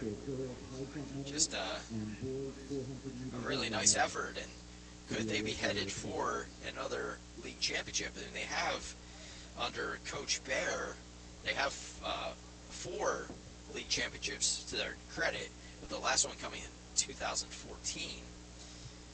But do they have what it takes with their high-end talent to finish out this meet? Well, Weber. I think it's safe to say they're about to get some more. Cedar Crest is about to get some more points here in the 400. Well, on the girls' side, yes. And on the boys' side, not saying that they don't have the opportunity to pick up some points as well. But look for the 200 later as well, with Landon Weber being the top seed there after last night's prelims. While we get set for the girls 400 here, let's talk about another one of our sponsors, Chrisland Engineering. They are proud to support our local track and field athletes. They deliver quality, professional civil engineering services with a strong focus on the communities they serve. Their expertise includes land development, subdivision design, stormwater management, structural engineering, and surveying throughout Lebanon and surrounding counties. Chrisland Engineering, reliable engineering solutions that support lasting community growth. Speaking of videos going around on social media, one of the videos last night going around was a water main break in Lebanon. They could have used Chrisland Engineering on that, but it looked like Old Faithful just erupted at 12th and Lehman, and it shut down. It actually impacted my commute home as well, and that video was going around WGAL and other local media yesterday. I've never seen a water main quite do that. I have not either. I saw that, I'm like, holy cow. They estimated 750,000 gallons of water were lost. I'm just glad it wasn't my house, because I do not want that water bill. So we have a lot of exciting events still ahead of us today. We have the 400, and then we will have the 32 has already been run, so we don't need to worry about that. So we'll have the 400, the 300-meter hurdles, the 800, the 200, the 4x4, and the field continues also to progress as well. We have the 400 going off right now, the first of them. And we'll have several heats of the 400 here coming up. 5 sections actually, 400 here.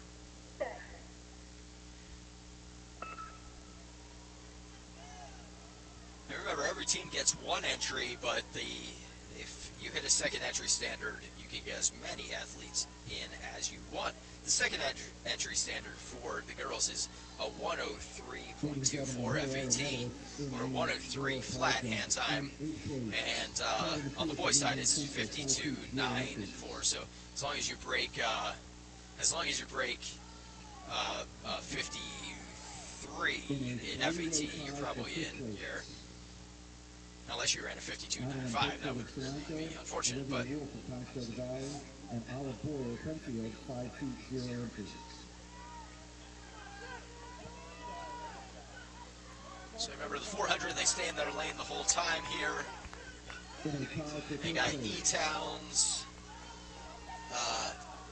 Sydney Swatter, looks like taking at 5 feet 0 inches. First place in this first of 5 In heats. second place, Cameron Walton of Garden Spot, 5 feet 2 inches. And your 2026 Orthopedic Associates of Lancaster LL League champion in the girls high jump, clearing 5 feet 4 inches.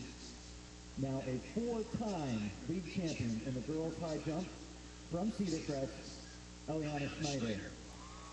So in the background, they are giving out the medals for the girls high jump, and 4-time Lancaster 11 League high jump champion Eliana Schneider just received her award, and I talked about her briefly a little bit ago as well, and just how dominant she's been across the board, winning 4 straight high jump championships, and strong arm, great middle distance runner, just all around. She can be used everywhere.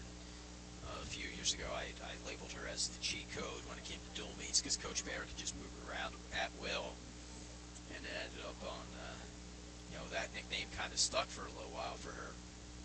So let's talk about the girls' high jump as they're getting ready for the second heat of the 400. The girls' high jump, we had Kylie Matisse from Mannheim Central or Matiase. I don't know if it's how many syllables it actually is, so I apologize, Kylie. I know how to say that. Mannheim Township with a 5-foot jump, 8th place. Tying for 5th place were Adeline Bickford from Solanco, Olivia Wolf from Conestoga Valley, Olive Boyer from Hempfield, all going 5 feet. Tying for 3rd were Issa Henry from Lancaster Strasburg and Francesca Severino with a 5-foot jump each. And then coming in 2nd place was Cameron Waltman with a 5.2 from Garden Spot, and Eliana Schneider with her 4 straight championship with a 5.4, and she only came in at 5 feet. So, and then she did not miss until 5.4.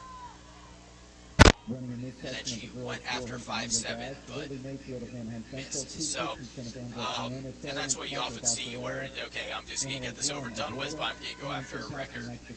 And that's what exactly happened here. So we have the second heat of the 400 developing here. That's what you see on your screen.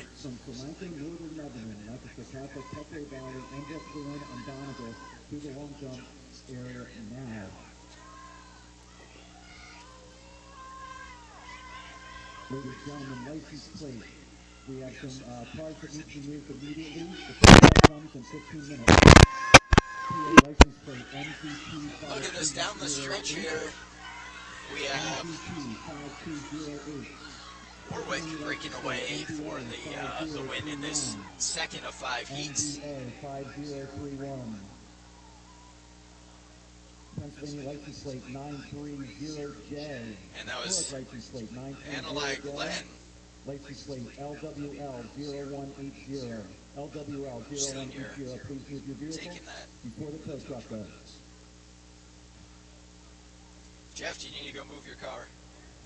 I am hoping not. I was listening there. I thought I parked pretty legally, but maybe there are certain spots that are not allowed. I was listening intently. Yeah, someone's about to get towed. About 5 people, apparently. Oh, they announced that way? Oh, yeah, there's a whole list of cars that they listed there. About to send a fleet of tow trucks, apparently. or the shot put throwers. They'll just move the cars. Yeah.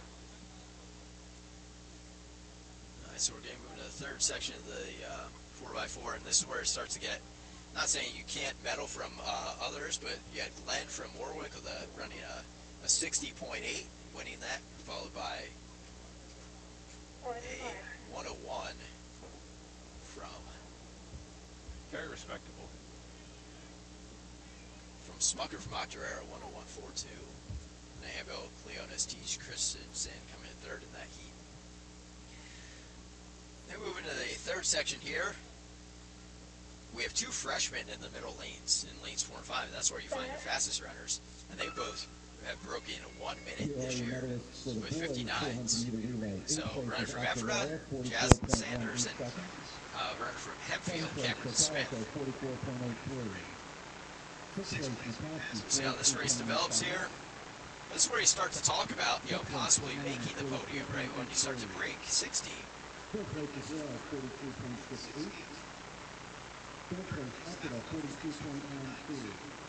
Sometimes when you're out in front like this, even at what they consider a slower heat, and you're staying on lead and you're just pushing yourself a little harder than normal. Well, the biggest challenge of 400 is trying to just fight through the pain and finish strong. The 400 hurts. It hurts a lot. And you start to see these strides and you rely a little bit more on the arms. And you just look at body language as runners come through, and you see the ones who battle a little bit, deal with the pain a little bit better than others. So it looks like here we had Izzy Heisey from Hempfield, senior, taking the top spot there with a 59.03. That's her best time this season. Followed by Sanders Afro with a 59.98. And Smith from Hempfield with 1 minute. In our final section of the girls 400 meter dash, lane 1 is Deanna Falciatore from Octorara. Sorry, we only have 4 sections of them. There were 5 listed, but there's only 1. This is going to be the fast heat coming up in section 4. And Cadell Howard, she's running a 51.72. She actually ran Augustin from Cocalico. Lane 7, Kelby Dinks of Penn Manor, and lane 8 is Warwick's Jessica Heebner.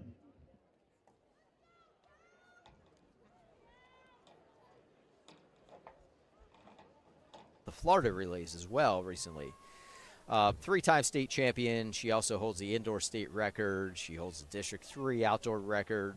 I mean, she's been tremendous for so long, and she just continues to get better. Which is why she's head of the University of Florida, and she is Olympic development.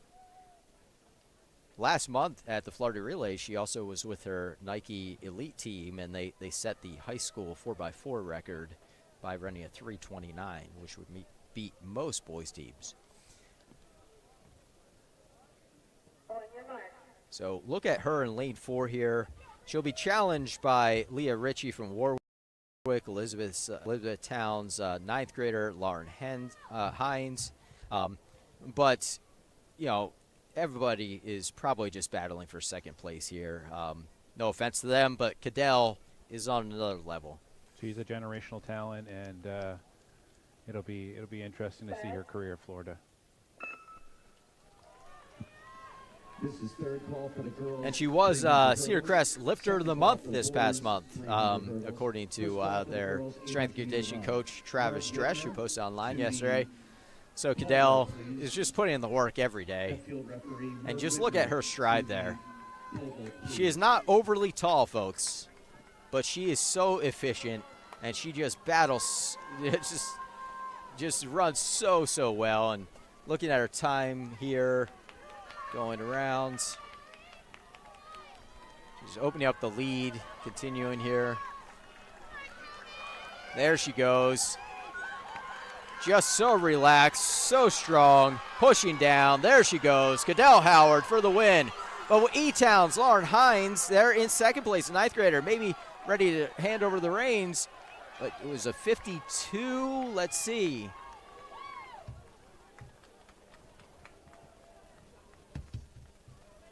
Waiting for the official time to pop up here. It says 4 seconds on your screen. That would be amazing. 53.49. Cadell Howard wins it. Lauren Hines is second with a 57.95. Mind you, she's only a freshman. And then we had Augustine in third from Cocalico, sophomore, Leah Augustine. So I think we will see some girls from the previous heat on the podium. They snuck on for sure. Definitely, and that's why you run the races. So we'll see once we have the compiled list. We'll go through that. Might take a couple minutes here, but I will have that for you as soon as possible. Cadell holds the fastest time in LL League history with a 53.12, which she ran at States last year in the prelims, actually. And the only record she really doesn't have is the outdoor state record. But I keep in mind she'll be challenging for that this year as well. But she's also going to, talking to her recently, she's also going to go after the 200-meter state title this year, which she attempted to do prior, and it was setting up for a really, really high-level battle, but a false start at districts derailed that plan. I believe that was 2 years ago. I don't think it was last year. So let's see if the girls 400, we're about to move into the boys 400 first heat here. I'll get to that in a moment, but I want to see if the compiled list here for the 400 has popped up yet or not. It has not. Let's talk about the first heat here of, it looks like 3. And the fastest time in this heat coming in is Chase Harrington from Columbia, junior. He's run a 53.62 this season. Running in lane 1 is Wyatt Rudy of Solanco. So let's get back to the girls 400 here. In 8th place was Jaslyn Sanders, and she was in that second to last heat, running 59.98. Kelby Dings from Penn Manor, 59.50, also a tremendous field hockey player. Gianna Falligatori from Octorara, sophomore, 59.17. Izzy Heisey from Hempfield with a 59.03 from the previous heat. We have Leah Ritchie from Warwick with a 58.94 coming in 4th. Leah Augustine with bronze with a 58.20. She's only sophomore. And then we have the freshman Lauren Hines coming in 2nd from E-Town with a 57.95. I mean, this should be a shock to you guys. But Cadell Howard setting a meet record with a 53.49. She's from Cedar Crest. She's a legend. And she collects her 4th straight. I believe 4th straight. I don't think she sat out one of those years, which she may have. I'd have to go back again in the records to look, but she's been the best 400-meter runner in the state for the last 4 years, and that's not changing, at least for the next 2 weeks. No, Lauren Hines, freshman, well, sophomore next year, might have something, might be representing the league next year at Shippensburg, so it'll be interesting to see her career progress. But that's super impressive for a 9th grader. Yeah, I can't stress that enough.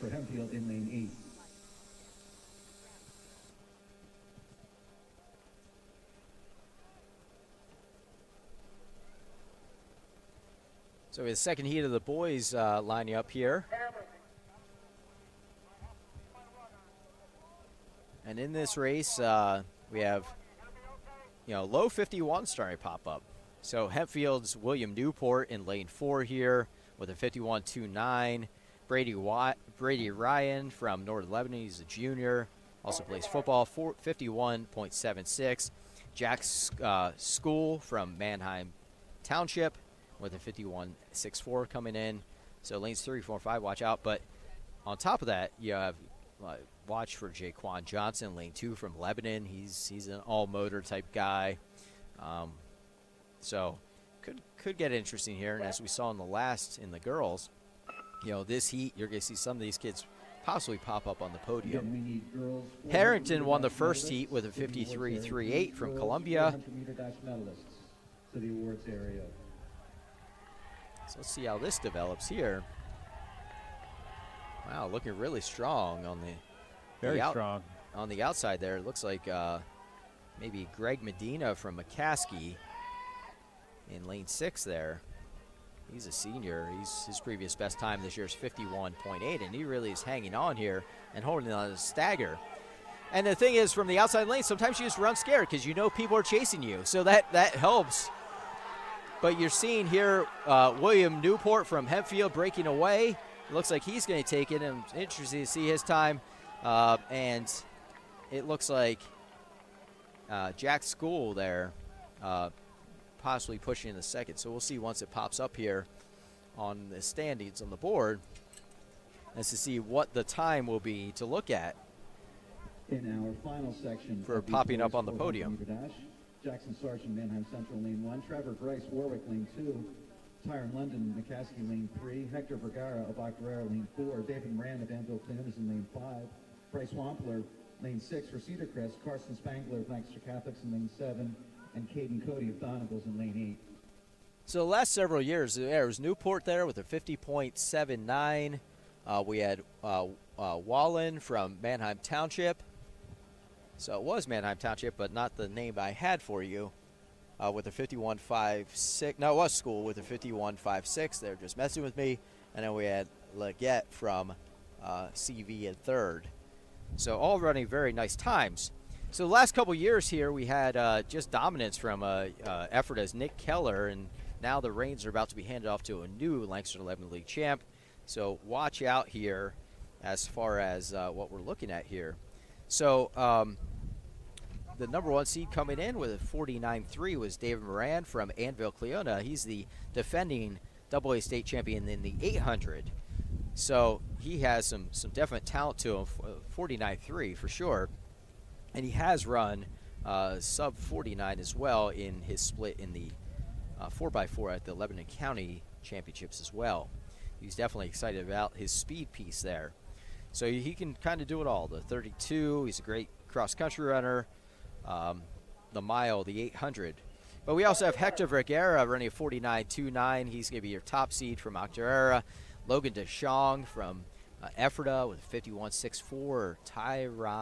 Tyron London from McCaskey, 50.17. So we have just some really nice times coming into this race as people are battling for these top spots on the podium.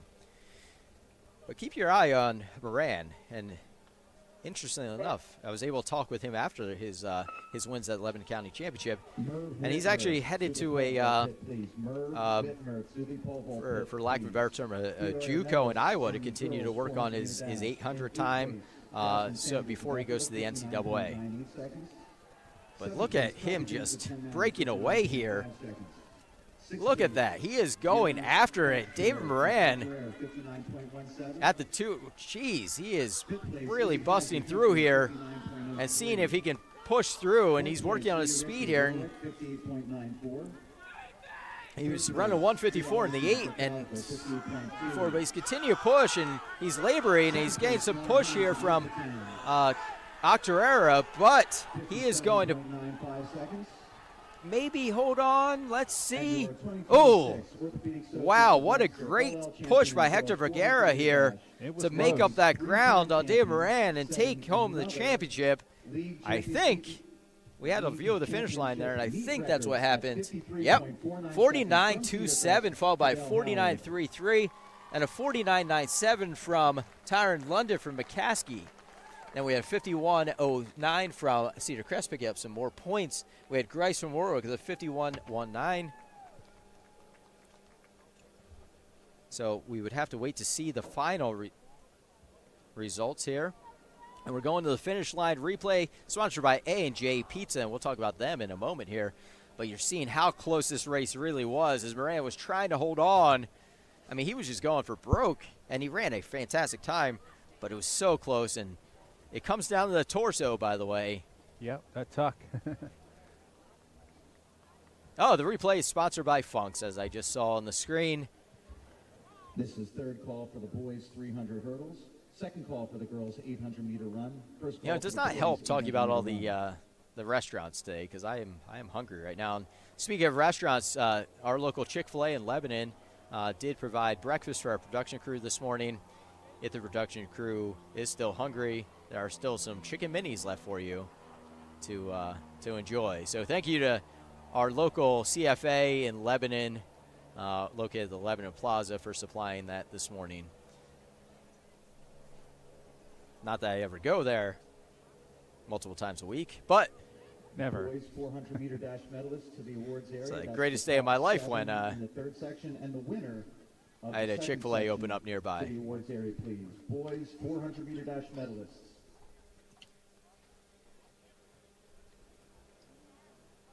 So we have coming up after the 400 here, we're about to move into the 300 meter hurdles.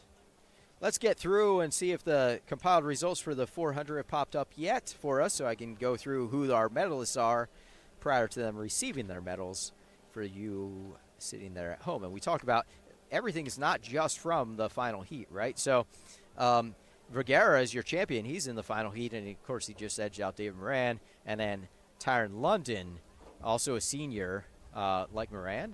Vergara is only a junior, so look for him to make a return next year. And a 49.27 at the league meet is really setting him up nicely for districts and possibly states. But in fourth place out of the second heat was William Newport, who he had won. He's from Hempfield. He had won that second heat, and he comes in with a fourth place finish. In fifth place, we have Bryce Wampler with a 51.09. Followed by Trevor Grice from Warwick, a junior, 51.19. In seventh place, Carson Spengler from Lancaster Catholic with a 51.25. Going back in the history books here, Stan Curry from Donegal with the meet record at 47.2 on the Cinders. On the Cinders. On the good old That was Cinders. like 1970. 77. 1977. But speaking of Donegal, because I was just about to say Donegal when you talked about that, Caden Cote from Donegal. He's only a freshman. Just ran a 51.42 and picks up his first league medal in the event. So I think he's going to see some medals in Shippensburg in his future. I mean, if you're running that as a freshman, yes, that's a great start. And speaking of, with like I said, the junior high meet was held here the other night. E-Towns, Kenum Nudikwe ran a 54.87, and on the girls' side, Sophia Short, also from E-Town, ran a 59.58. I mean, again, you talk about breaking 60 as a junior high runner. That is big as well. So I expect to see Sophia Short here in the next couple of years. And E-Town also won the 800 and the 1600 meter with Kate Ferris winning those events. Hempfield racked up wins in the 4x1, the 4x4, and the 4x8 on the girls' side, and also had Naomi Gates winning the shot put and the discus. Ladies and gentlemen, here are your medalists in the boys on the 400 meter dash. In eighth place was Caden Cody of Donegal. Boys' side, Manheim Township really looks strong. They won the 4x1. Ismael Colon won the 100 meter with an 11.62, and Andrew Ramos won both the shot and the disc. If you're interested in seeing more of the results from the junior high championship that was held here on Thursday night, head on over to LebCoSports.com. I actually posted those this morning with the top 8 finishers in each event, and it focuses on the team aspect as well. It is Lebanon County focused, but I do try to make mention of all the great things that are happening across Lancaster and Lebanon counties in any of the articles that I'm able to put together. 3 sections in the girls' 300 hurdles.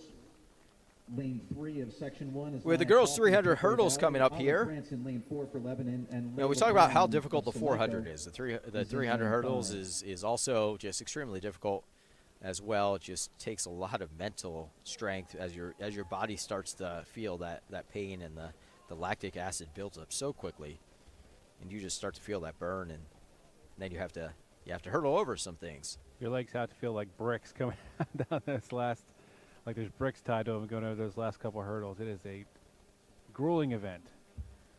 You know, I do apologize to our top seed in this event because I do not know how to say her last name. Matiase, as is my guess.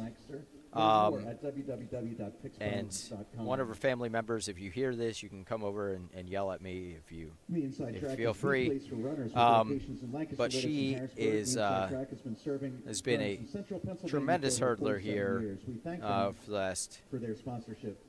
little while. And last Don't year, forget to get your commemorative T-shirt for the 2026 LL League. I'll Track look and Field back here. Championships. You can get He was that T-shirt 15th over at the next to the AAA Hempfield state High School prelims Club at concession with 45.07. after you get that snack. Very impressive. So there you go. Yeah, as a state qualifier last year, and coming in 15th in the state, and then bringing that into to this year as well. So we expect to see some nice races here. I'm gonna look back here, and she did win the 300-meter hurdles last year. She's from Mannheim Central, so she's looking to defend her title as well.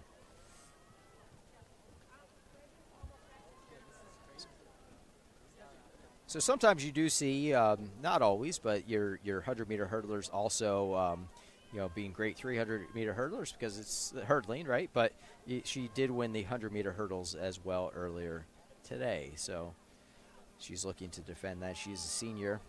So we have the first heat here of the 300 hurdles currently going on. As they go by us, we have Olive Brandt in the lead from Lebanon in the Carolina Blue. She is actually an all-state basketball player. She is headed to E-Town to continue her studies. So it looks like we are going to have 4 heats of this race. So this was the first of 4.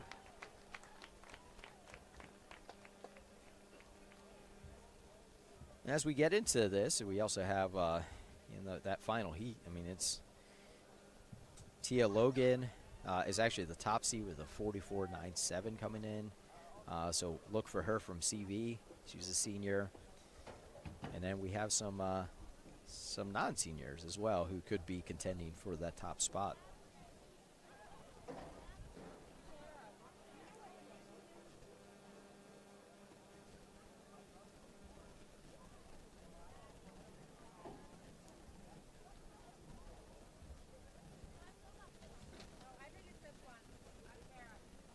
Let's talk about another one of our sponsors here with AJ Pizza. Meet the pizza everyone in Lebanon County is talking about. The Old World, also known as the Upside Down Pizza. It focuses on the delicious sauce on top and the texture baked to a crisp perfection. Made for any time of the day, and when lunchtime rolls around, we've got you covered with lunch specials that deliver a great quantity for a great price. 2 great reasons to stop by A&J Pizza and Restaurant, located by Union Canal Park at 72 and Tunnel Hill Road. Home of the LVC Cross Country Invitational. Union Canal Park. So much happier that it. Well, I wish I would have been able to run it when I was in college, versus Memorial Lake. And Jeff, we've talked about this, and did you run at both? I think I ran at Memorial Lake. I think it was Just still Memorial Lake. Okay. Yeah. That was a tough course. It was. It was fast though. I thought it was tough, but it was pretty fast. Not as fast as Union Canal. Union Canal is a nice run. I do like. I don't live very far from there, and I have been known to go out there and run from time to time when I feel like outdoor running. So we have the second heat here. Looks like that middle lane. Looks like Hempfield. Anna Decker out in the lead. She's a junior. And she's being closely followed by Mannheim Central's Kaylee Brubaker, who trains with Matiase, Mannheim Central's defending champion in the event and the 100-meter champ this morning, in the 100-meter hurdle champ this morning. It looks like she will hold on. Getting a push, though. Talk about that pain just building up down the stretch, and you just got to make it over and hold on. She was definitely challenged there. Decker definitely was challenged by Brubaker from Mannheim Central. 49 seconds for each of them, so I mean that's great. I want to take a look back here at their what they came in at, and I mean they're seeded at 50 point, right? So Yeah.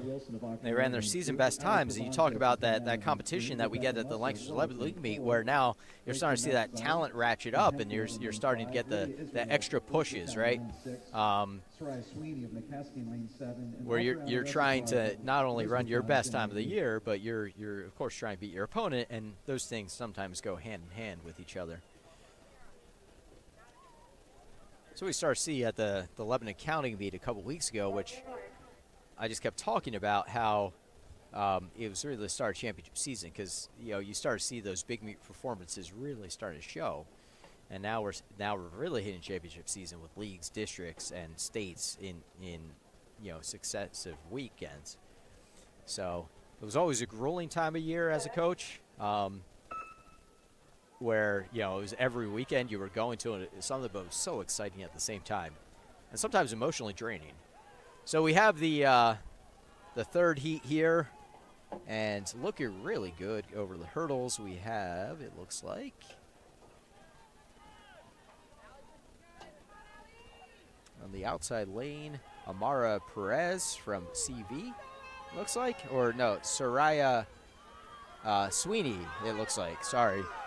Looking strong, but on the inside lane, we see a strong push from Trinity Ford from CV. She's a sophomore, so we'll see how this develops down the stretch here. We also have E-Town's Lydia Israel pushing hard, and she's going over the really long stride, just bouncing along. So it looks like we have Trinity Ford taking this. She's a sophomore. She came in seated at 49.70, and we'll see what her final time is. It pops up here in a moment. She ran a 48.02, and Sweeney from McCaskey runs a 48.38. And Provanzo from Penn Manor in third place there. Ali Pravano's family was right next to us in the bleachers. They were cheering loudly for her. So congratulations, Ali, with the bronze from Penn Manor. So Ford came in seated with a 49.70, and she just ran a 48.02. So you talk about a big meet performance from Trinity Ford, and really nice way to battle. And you talk about the family of friends cheering here, and our local athletes, of course, feed off of the energy of the fans. And unfortunately, the weather wasn't great this morning, so some of your casual observers may not have come out. But if you are at home right now, make plans to come out next year to Hempfield to check out this meet. It's really great, and we just have such great talent here. It's such great things to see. All right, so now we're into this final heat here, and look at how smooth Matiase is there over the hurdles. She's just gliding. It's not a jump, it's a glide for her. She's stepping right over. She's in lane 5 here. Maddie Nelson's in lane 6 from LebCo. She really is taking on the hurdles this year. She's a great sprinter. She's only sophomore, but we have Tia Logan from CV, and she trains with Trinity Ford. Trinity Ford trains with her on a daily basis. So we're going to see this push here. There's Matiase, followed by Logan. And they're going to come down the stretch here, and we're getting a strong then push from Meadows Schuschler, who takes second, and Tia Logan in third. So Matiase 44.55. Gold in both events, and yeah, so 48.55 you said? 44.55. And she came in seated at a 46.07, so she definitely saved up for today, and I think you're going to see that going forward. And when you're finishing 15th in the state last year, you go into the season saying, how do I make it to the state finals? How do I make it up on that podium? And so that is your goal. And so this is just another step in that direction for her. But she seems to be, really starting to push at the right time. So we'll see how it pans out for her. So we'll see this pop up here once we have the compiled results. And it's not easy with 4 heats to know just off the top of your head who takes those events, or who's taking home all the medals. All right, they're already up, so I'll run through here. In 8th place, out of the 3rd heat, we have Soraya Sweeney from McCaskey. She's a freshman, 48.38. Trinity Ford, who won the 3rd heat with a 48.02. And then we have everybody from the fourth heat taking the top 6 spots. So the fast heat was fast, of course. Natalie Carlisle from McCaskey, sophomore, 47.88. Maddie Nelson from LebCo, 47.19 in 5th place. Reagan Bragelman from Penn Manor, a junior, 46.90. Tia Logan, 45.53, senior. She takes 3rd. In 2nd place, Meadow Schussler with a 45.26. And then we talked about Kylie Matiase with a gold medal win with a 44.55. Now we're about to head into the boys' 300-meter hurdles. And it will be how many heats? That is a good question. I'm glad I asked myself because I'm about to tell you at home, or if you're listening to this in the stand somewhere.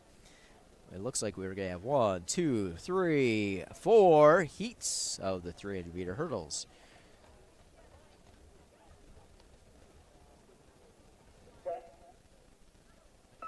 Brought to us by Chrislin Engineering.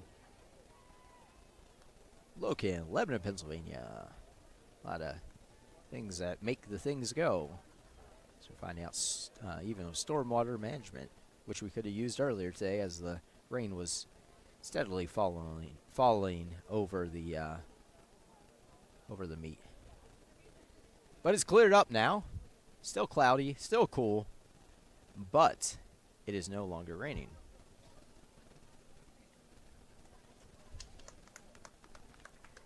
So we're here. We have the first heat. It looks like Jaden George. Oh, he's struggled over that last one as Matthew Fidanza from Solanco pushes down the stretch. Aiden Ortiz from Lebanon, a sophomore, coming a 3rd out of this first heat here. So we talk about they're aiming for their PRs here. We talk about what the goals are coming into a league meet, and when do you want to peak. And for these kids who all have years left in their track and field careers, because one's a junior, the other 2 are sophomores, they're going to want to aim to set a new PR and kind of go from there. And Fidanza PR'd by 0.22 seconds, or his season best time by 0.22 seconds. And he might be someone that he's tapering, and this is where they wanted him to peak. Correct. Whereas some of your faster heats, they may wait to start to taper and start to back off on those workouts. But again, I can tell you, like Matiase, where her goal is to make it to the state finals, or Cadell Howard, or they're training you right through leagues, and you're still seeing tremendous times. Which just tells you their level of talent.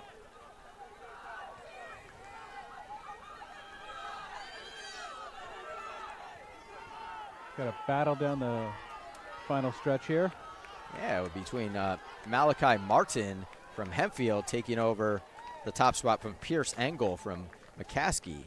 Engel's only a junior, Martin being a senior. Girls 300 medalists. Making the pass down the stretch there. Top 2 from section 3. So Martin ran a 42.78. Engel 43.49. So some nice racing. Yeah. Very respectable.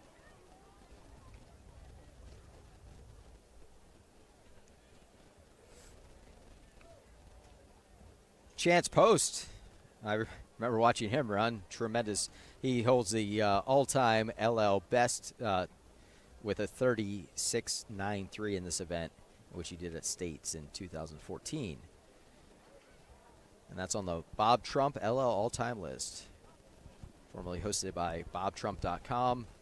And then once the late, great Bob Trump passed, it passed on to CentralPARunner.com, who now keeps that posted. So if you're really interested in track and field, check out that website. It is a tremendous asset to our local runners as well.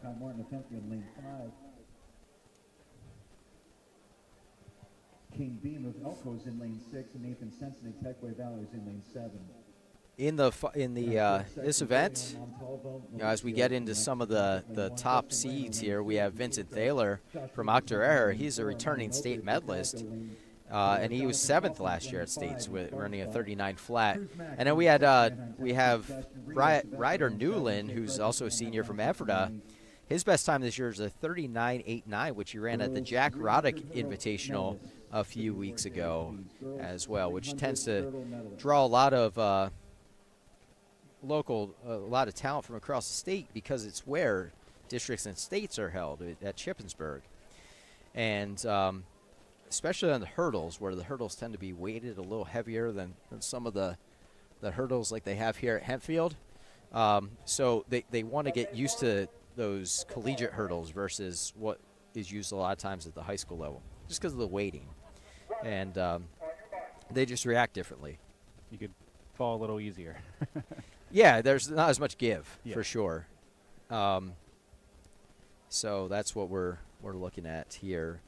So Newland actually came in 5th at the Jack Roddick. And we'll take a look at the 100-meter hurdles as well here, and because there tends to be, again, a lot of carryover. So we're in the 3rd heat here of the 300-meter hurdles. And we're going to have here a lot of non-seniors, actually.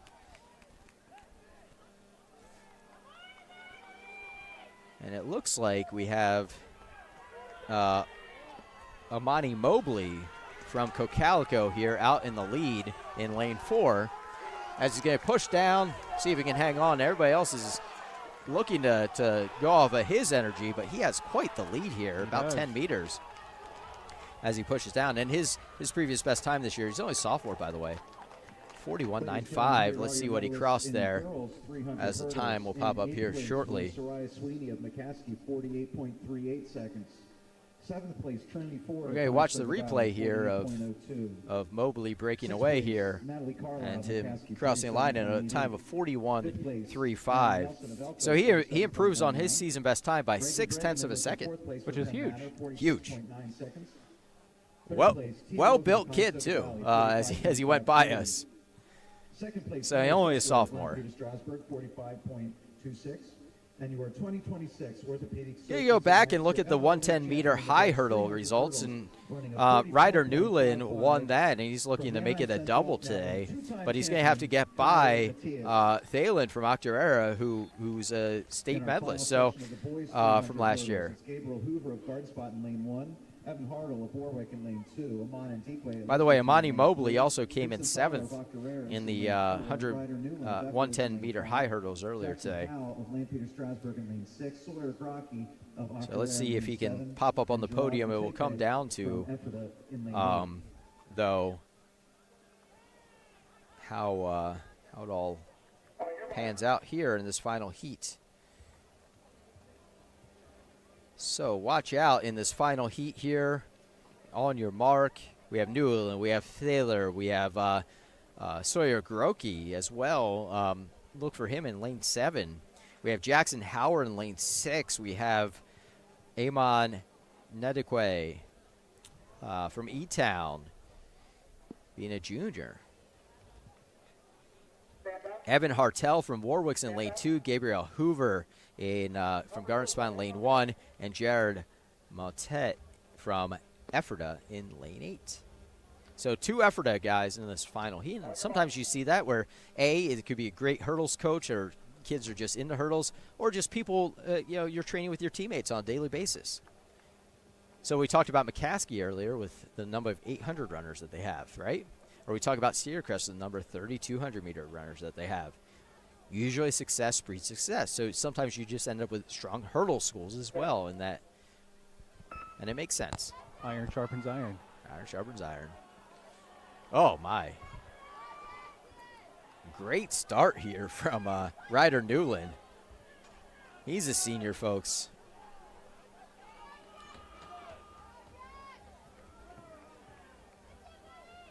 Wait, maybe that was Jared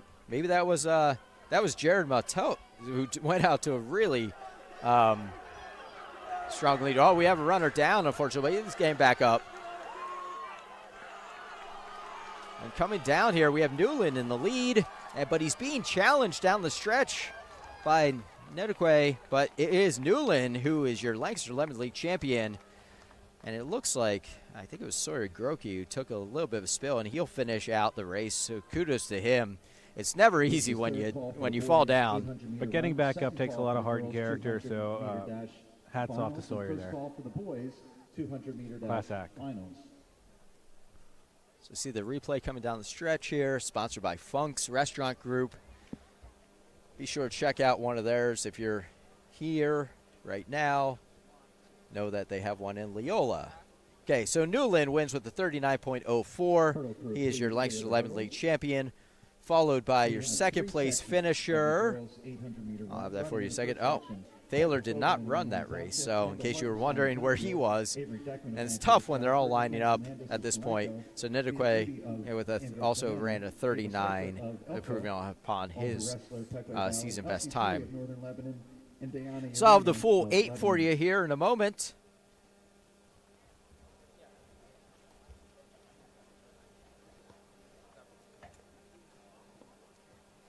As it will be compiled here shortly. But we're about to move in, and here's where it gets kind of tricky because we don't have the 3,200 meter today.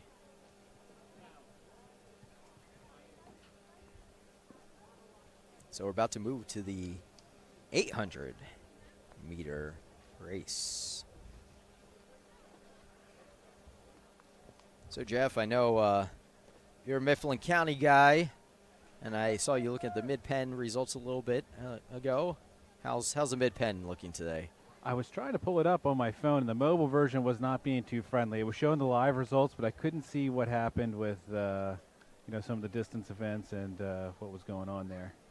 All right, let's talk about the 300-meter hurdle finals. We had Julian Montalvo Malesio from Lancaster Catholic coming in 8th. Sebastian Rios coming in 7th. He's from Effort. He's a senior. Gabriel Hoover, sophomore from guard spot, coming in 6th place. Jackson Howe in 5th place from Lampeter Strasburg. Amani Mobley, like I said, he was in that he won that previous heat. He comes in 4th. So he almost got one of the shiny medals out of the not the fastest heat, right?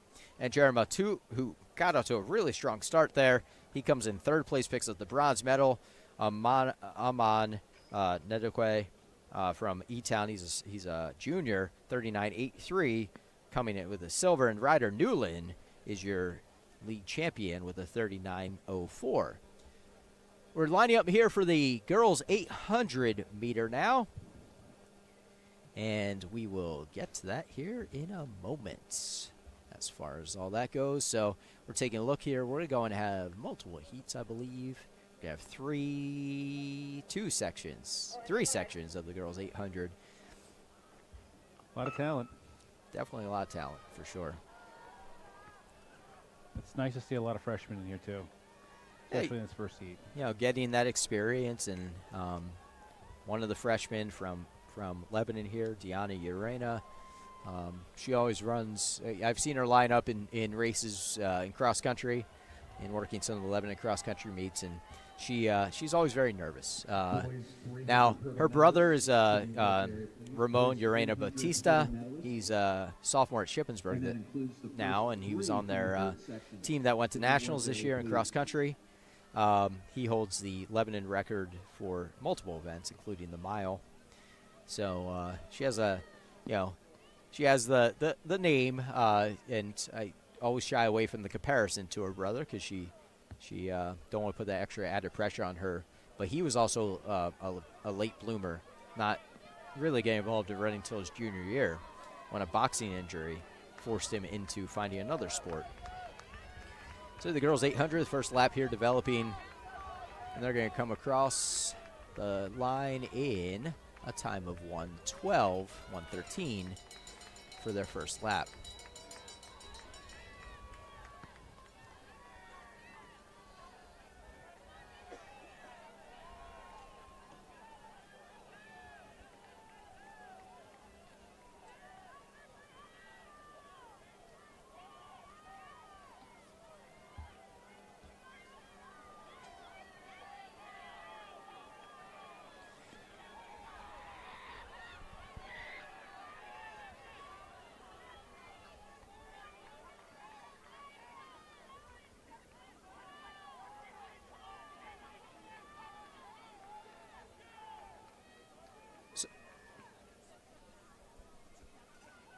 So I'm taking a look at the mid-pen results as this race is developing, and I talked about it earlier. Palmyra's Maddie Waldron Jr.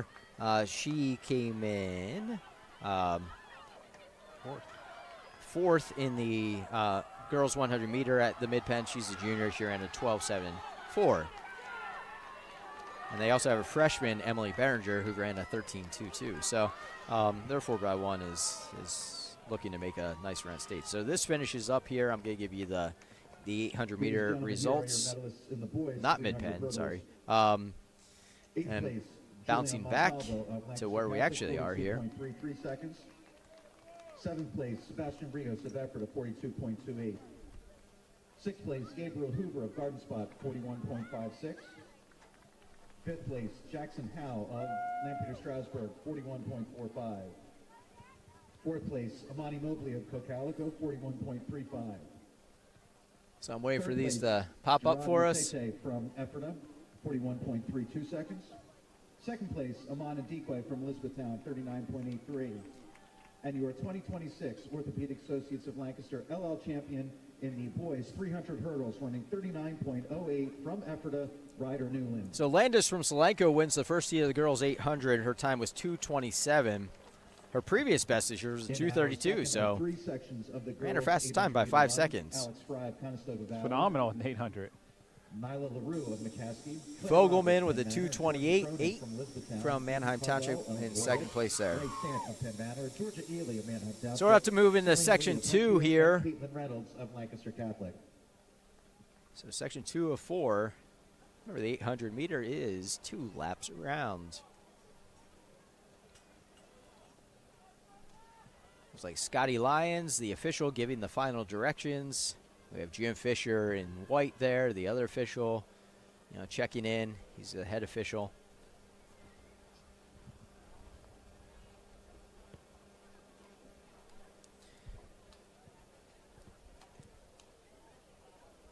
So looking at the way this race could pop up here, we have Vivian Salerno from McCaskey.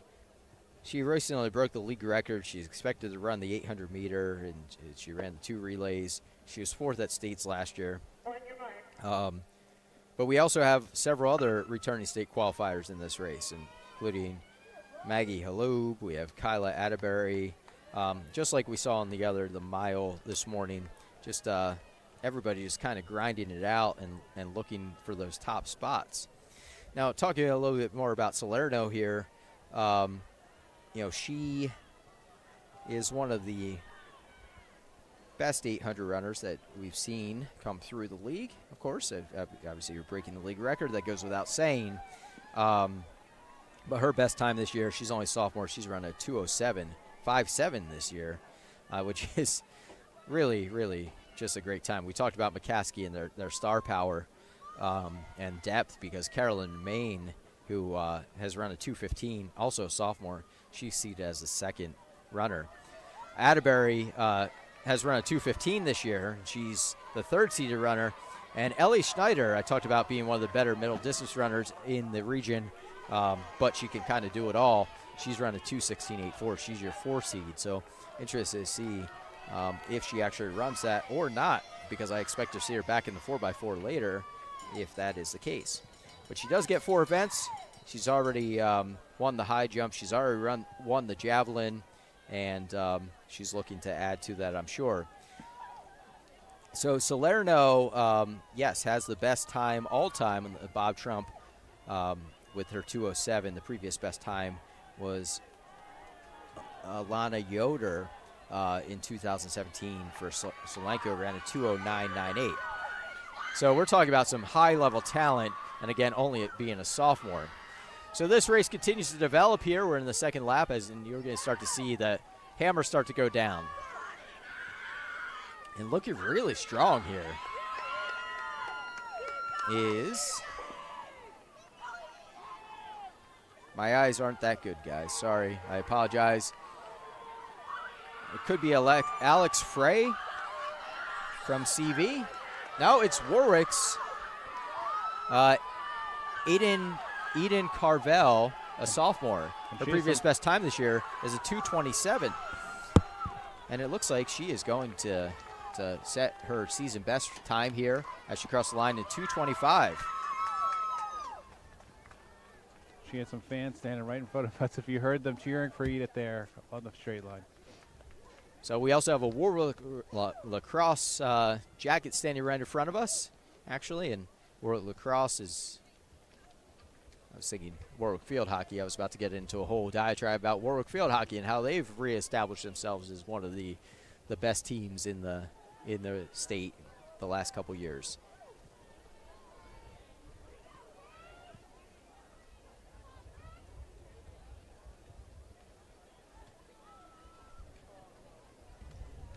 In our last section of the girls' 800-meter run, Vivian Salerno of McCaskey, Carolyn Main of So now we're heading into this final section of the 800, like we talked about. Yep, there we go. As everybody's lining up here. Paige Pusey of Warwick, Carly Weiss of Penn Manor. They're going to the waterfall start. This should be a treat, though, because we have the #1 runner in the 800 of all time in the Lancaster Lebanon League. She's only a sophomore. I mean, pretty impressive, right? 2:07? Yeah, that's flying for a high school girl.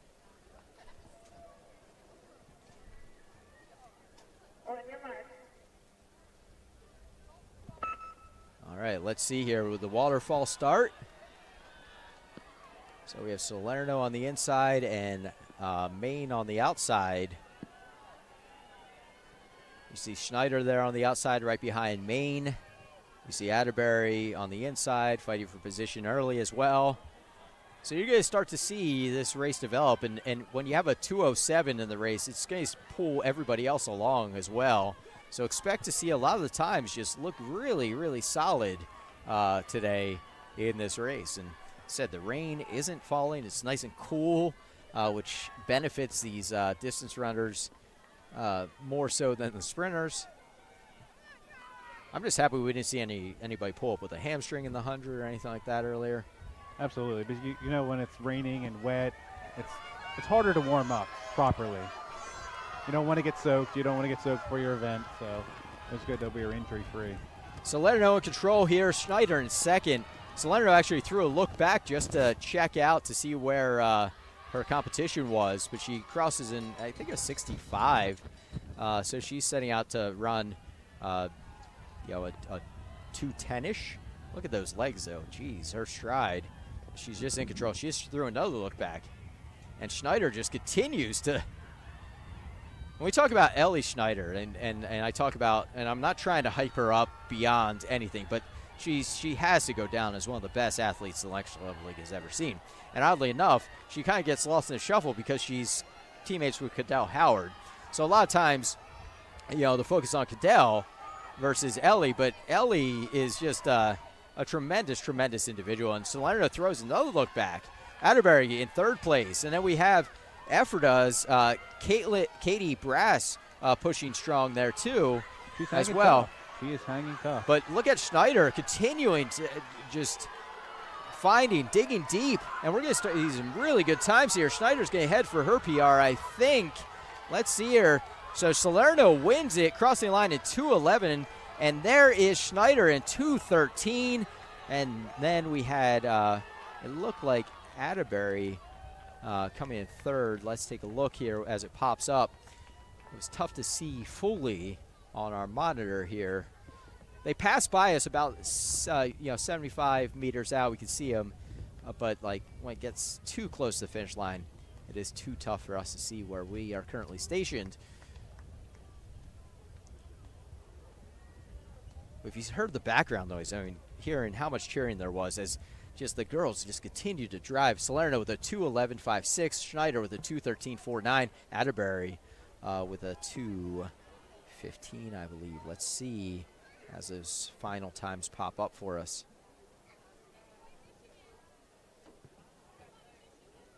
The Bob Trump LL all-time record was Alana Dorr. No, well, it had been. 2:09.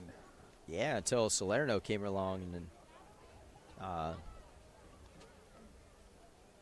broke it. So now Schneider's time is going to pop up in the all-time top 10 here because you're at 2:13. And So that is going to place her at 7th all-time, Ellie Schneider. So Ellie Schneider taking bronze with a PR.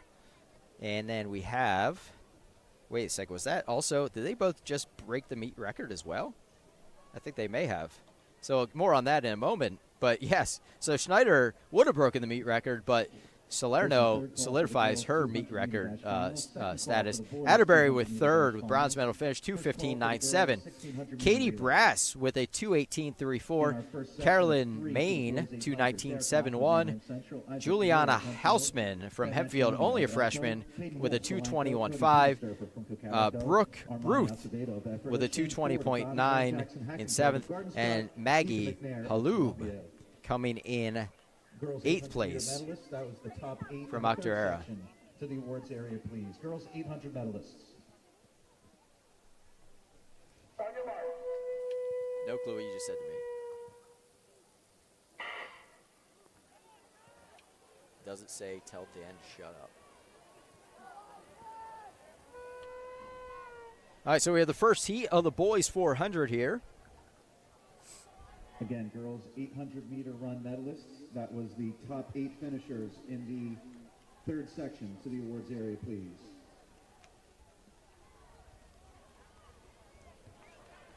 I'm going to ask our production team in the next 24, 48 hours to pull the clip of that 800-meter girls race. That was a tremendous race. As Jeff, you're a middle distance connoisseur. I really appreciate the 800 as well.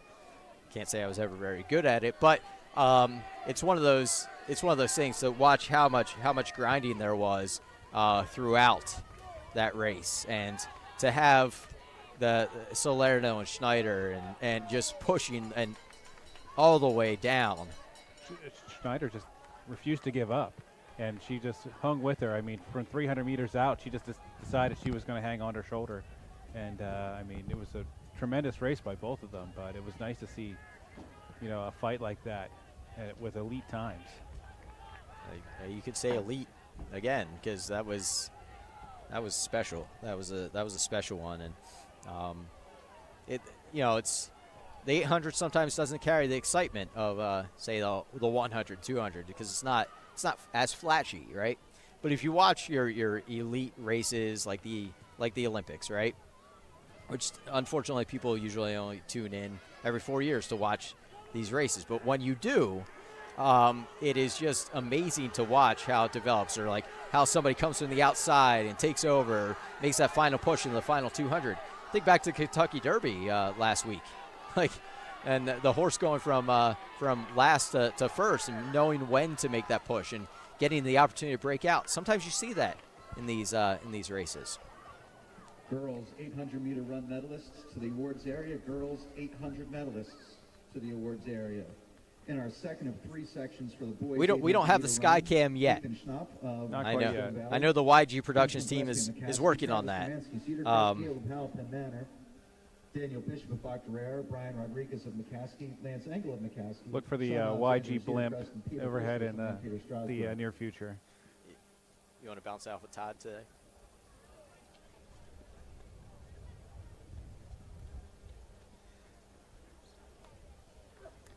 So if you're watching at home or you're watching a replay, thanks for joining us today. I'm Dan Rao. I'm here with Jeff Smith, and we're here with the YG Productions crew. It's so great to bring the broadcast to you, and hopefully we can get some replays out for you and really celebrate our athletes and all the great things that they're doing on a daily basis. And let's talk about how we're able to do that today, and as the boys line up for the second heat of the second. We're going to see Travis Romansky in this as well, who's your 32 and 1600 meter champion. So the top seed here ran a 2:06, and Romansky looking to improve upon his time of a 2 flat as well. If you're flirting with 2 minutes and you're not the fast heat, that's odd. That just shows how deep this league is. It's true, because, again, in the final heat, we're going to see 2 154s, a 156, a 157. So, yes, it's pretty tremendous. So let's talk about that final heat before I get back to what made today possible, just real fast as this race develops. In this race, we are going to see, it's going to be, we have Moran, who's the defending AA state champion, and we have Tyron London, who recently ran a 154 for McCaskey. London is definitely a major 2026 contender. We're also seeing even like a Luke Hentz from North Lebanon, who ran a 158.73. I mean, we have some great talent here. Hentz. Yep, there we go. We have Thaddeus Gilbert, who from Lebanon, who's broken 2 minutes a few times. We have Ludi Diaz from McCaskey, who's part of that 4x8 team for them.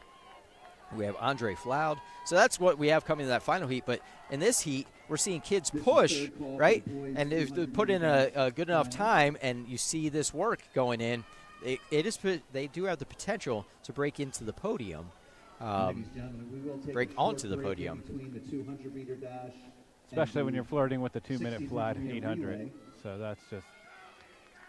In a dual meet, the 3200 fits in there, but we ran that yesterday, and we want to give those. So we have McCaskey's. Before that last relay. Benjamin Gillespie pushing down in a great fight here with. They was sub 2 minutes. I'm guessing that was Ethan Schnapp from CV, but I couldn't see his jersey here. And they both went sub 2. They very well may find themselves on the podium.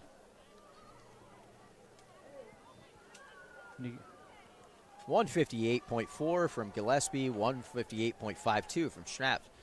And so we talk about that bang bang, finish, and we're looking at it here. Look how close that was as they continue to drive and join the sub 2 club. Just fighting with each other, pushing each other. It's not like they were stuck in the middle of a pack somewhere. They were fighting for the win there, and they took themselves to another level. So here's a fun fact that most people don't realize. Robin Williams was a sub 2 minute 800 guy. Did not know that. He was a huge runner prior to his Morgan Mini days.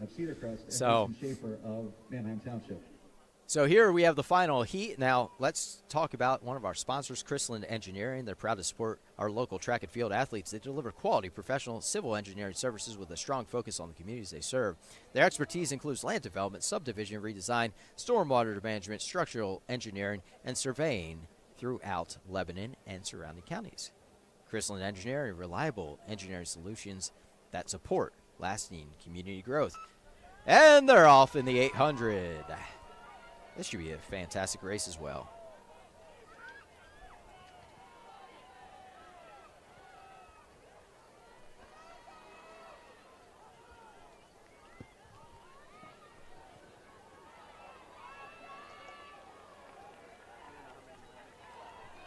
We have London, I think, out in the lead here. Oh, no, that's Moran out in the lead. That makes sense. Thaddeus Gilbert running a third there in the gray there. And in black, I believe, is London. And then Penn Manor, it looks like. Oh, no, that's Luke Hentz there in the gold. So Thaddeus Gilbert, who's gone sub 2 and hung on Moran through the first 600, 700 meters at the Lebanon County meet, is looking to ride him again to another possible PR. I was talking to Thaddeus the other night. He was pretty excited about today. But Luke Hentz continues to drive away as well. And no one's really fully broken away yet. Moran and London, Gilbert, Hentz. And then we have, it looks like E-Town's Dante Checo in 5th place there. But he's being overtaken now by Andre Floud from Lampeter Strasbourg, I think. Or it could have been the reverse of that. I think it was the reverse. But now we have the race breaking out. Yeah, Moran refuses to give up. So we have Moran and London, Moran, Moran back in the lead. Relying on a stride. Now, mind you, he just ran the 400 not very long ago. And Moran takes the Lancaster Lebanon League Championship. Let's see what his time was. See what these times are across the board, because it was interesting to see that race develop, and then they were just waiting for each other to go. And then you had that battle back and forth. And again, this is what makes the 800 like just a special race. I mean, there's so much strategy involved. Whereas the 400, you're stuck in your lane. You don't have to worry about when to pass, this and that. You just go. The 100, 200, you don't have enough time, right? And it's the same thing like the 400. The 1600, you get it, but it's over the course of 4 laps, and you just wait, or you decide to go. The 800 is kind of that perfect medium. So if you're looking to really expand your horizons, go back and watch some YouTube clips of some of the great 800 races of all time. 'Cause they're fun. Call it perfect chaos. Sometimes you just get boxed in a little bit. And so Moran with a 155.41 takes it. Ludi Diaz actually it wasn't London.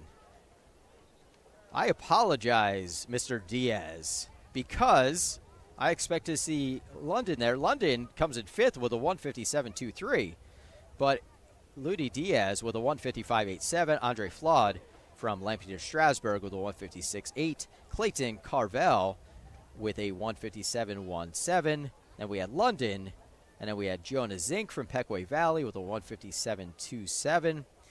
And Lou Kentz from Northern Lebanon Senior with a 157.72. And Benjamin Gillespie coming from the second to last heat from J.B. McCaskey with a 158.4. So you talk about death for McCaskey there. 3 guys in the top 8. Again, this is why their 4x8 was able to make it into the Championships of America at the Pennant Relays 2 weeks ago.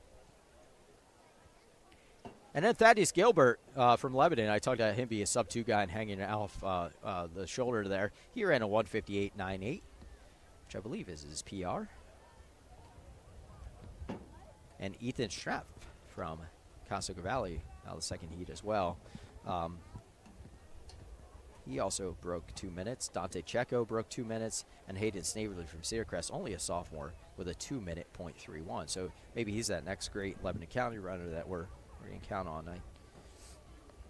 Be interesting, because there's some great talent too. Anvil Cleona, Benjamin Boyd coming along, and some great talent across the board. So now we're going to move into the girls 200. This one's going to be a doozy, because it's a finals, first of all. And we have Ella Petrosky, but we also have some girl named Cadell Howard. Cadell broke the league record again yesterday in the prelims. Ella Petrosky is your number 2 seed, and she ran a 24.84 yesterday. McCaskey has 3 girls in the finals, by the way. Lane 1 is Corinne Miller of McCaskey. Lane 2, Alondra Grover of McCaskey. Lane 3, Briley Miller of Conestoga. Notice anything interesting there, Jeff, when you're looking at the who's in the finals? Leah Augustin of Cocalico. Lane 7, A lot of McCaskey. A lot of McCaskey. But take a look at the years they all are. A lot of underclassmen. Only 1 senior. Yeah. This is second call for the girls 1600 1 senior, 1 junior. First call for the boys 1600 meter relay. 4 sophomores, 2 freshmen. So you talk about the sprint talent of these younger girls here in the league. This could get really interesting. So a little while ago I was talking about make plans to get out here in the next year if you're not here today and see it in person. There's going to be some great talent. I mean, we talked about some of the sophomores from McCaskey, Salerno. We have Ella Petrosky. We have some of these freshmen coming along. So we have some star power on the senior level, but a lot of great underclassmen who, of course, will be back next year. So 200A going. Guess what? It's raining again.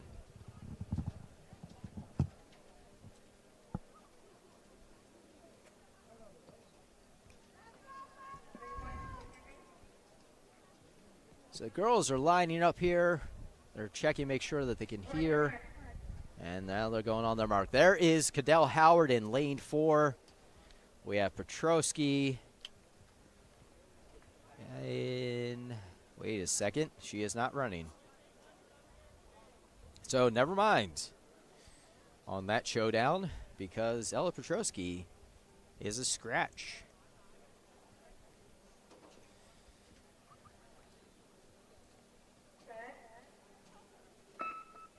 There they're off. Just enjoy. Cadell Howard in her last open race. Lancaster Lebanon League meet here. Laying down the hammer. And she is out. Now it's a battle for second. You talk about that. What's her time going to be? Cadell Howard with the win. I am interested to see this pop up here. What is her time going to be? Now, last night she set the record with 23.7 in the prelims. In rainy, cool conditions, not really great for running. She runs a 23.74. She also have her mark from last night. Corinne Miller from McCaskey coming in second with a 25.43. And then we'll be able to pull it all together here in a moment here. And Miller from Conestoga Valley. I apologize. Briley Miller comes in second. Corinne Miller from McCaskey comes in third. So Howard, Miller, and Petrowski did not run. So you hope that's just a strategic move and not injury related. Absolutely, yeah. That's might just be saving her. Maybe she's just not feeling it today. But again, Cadell Howard, wow, what a treat. She's fun. She's fun to watch. So speaking of Cedar Crest, we have Landon Weber also who made it into the finals for the Falcons. We also have the top seed out of the prelims, Hector Vergara from Octorara, who we've seen already today. We have two runners from CV, Jonah Richards and Perry Boyd. We have Edwin Santana from McCaskey, a junior, along with Vergara, who's also junior. Donald White will be in lane 1 from Penn Manor. Austin Bryant from Ephrata, he'll be in lane 7. Lane 8 will be Michael Blankenhagen. And it looks like all the lanes are filled, so no scratches, healthy or otherwise.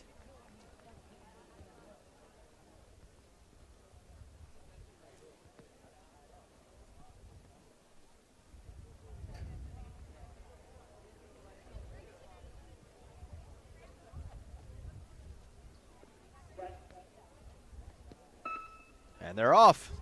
Let's take a look here. See how this develops. McCaskey making a strong push there. Oh, that's CV. We have Landon Weber out in the lead. Landon Weber's in the lead. We have CV pushing. We have McCaskey. We have, and who took it? Was that Hector Vergara? I think it was Vergara.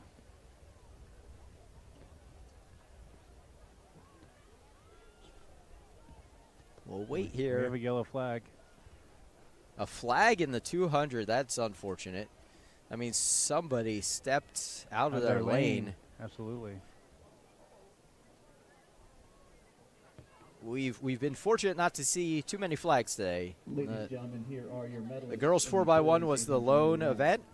And the most unfortunate part about this is if you get DQ'd, then that means somebody. In 8th place. Well, I mean, somebody gets DQ'd, but that means only 7 medals get rewarded, just like in the girls' race where we had a scratch. So Vergara wins it, and his time was a. Valley, 157.27. 4th place, Tyron London of McCaskey, 157.23. 22-2, and he just beat out Landon Weber with a 22.35. Richards from Conestoga Valley then in third. Oh, that full list of results for you here in a moment.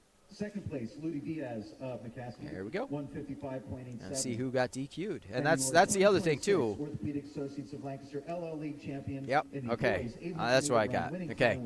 So Edwin Santana from McCaskey was a DNF, did not finish. So that must have been the yellow flag there. I think I saw him go down on the third corner there. Okay. So your eyes are better than me, but you're also wearing glasses. So Maybe I should start. Girls 200 So, meter dash for medalists to the awards you know, area, please. for full disclosure, I do wear Finalists contacts. in the girls So, 200 meter and I was dash just at the and eye doctor. But Perry Boyd comes in 7th from CV with a 23.290. He's a sophomore. Also a sophomore from Penn Manor. Donald White finished 6th from Penn Manor, 22.94. Michael Blankingham from Octorara Senior with a 22.92 in 5th place. In 4th place, we had Austin Bryant from Ephrata, 22.72. In 3rd place, Jonah Richards from Conestoga Valley with a 22.45. Landon Weber with a 22.35. He was your 100-meter champ. He takes silver in this race as well. So, and he's headed Monmouth next year, in case you're wondering. Hector Vergara is only a junior, so he'll be here next year. And he ran a 22.2. We've heard his name so far today a bunch of times because he's had a really great meet. Let's check in on the men's team scores right now. Cedar Crest continues to lead with 90 points. Octorara making a strong push with 69 points. Ephrata with 65 points. And McCaskey with 60 points. On the women's side, we have McCaskey out in the lead with 94 points. Followed by CV with 59 and Cedar Crest with 58.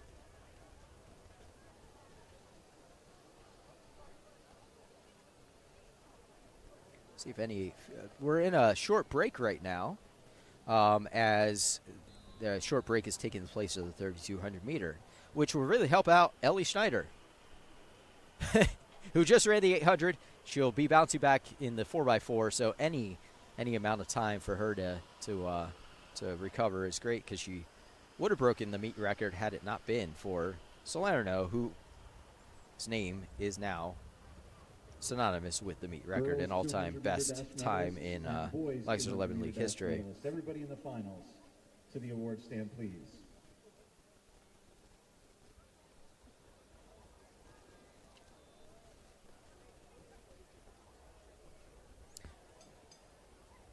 We're going to take a short break and be back with you.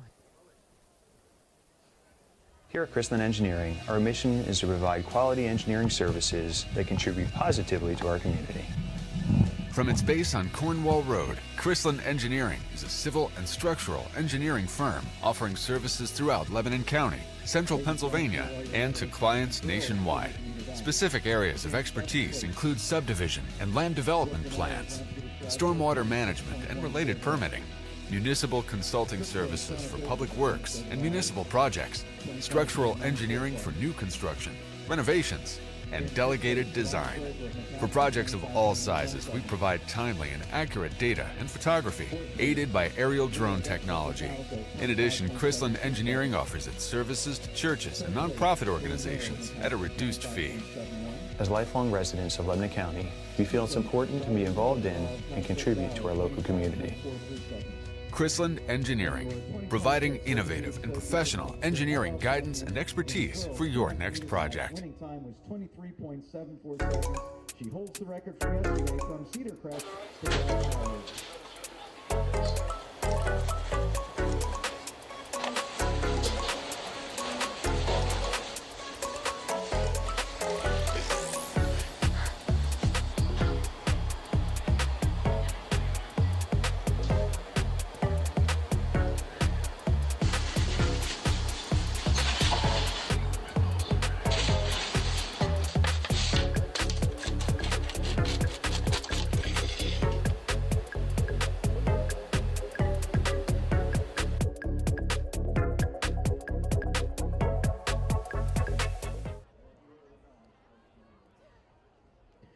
Ladies and gentlemen, here are your medalists for the boys 200. Here at Chrisland Engineering, our mission is to provide quality engineering services that contribute positively to our community.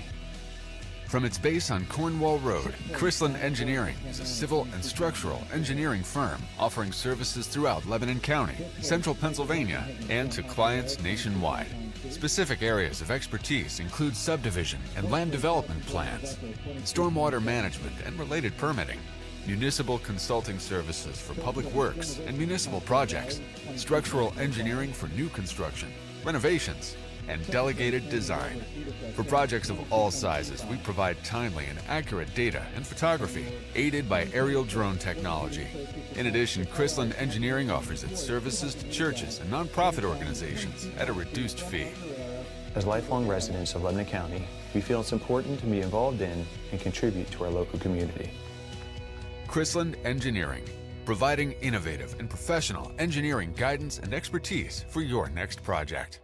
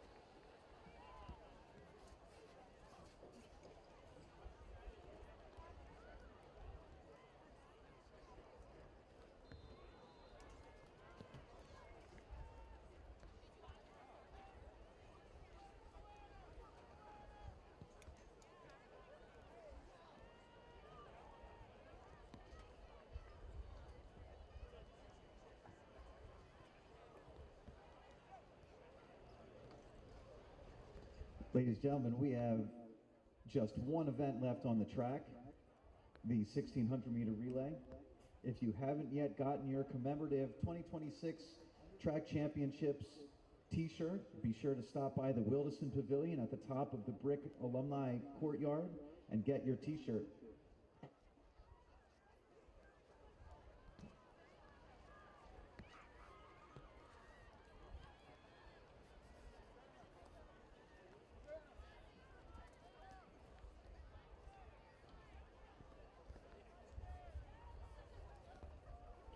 Don't forget the Hempfield High School Varsity Club concession stand is also open.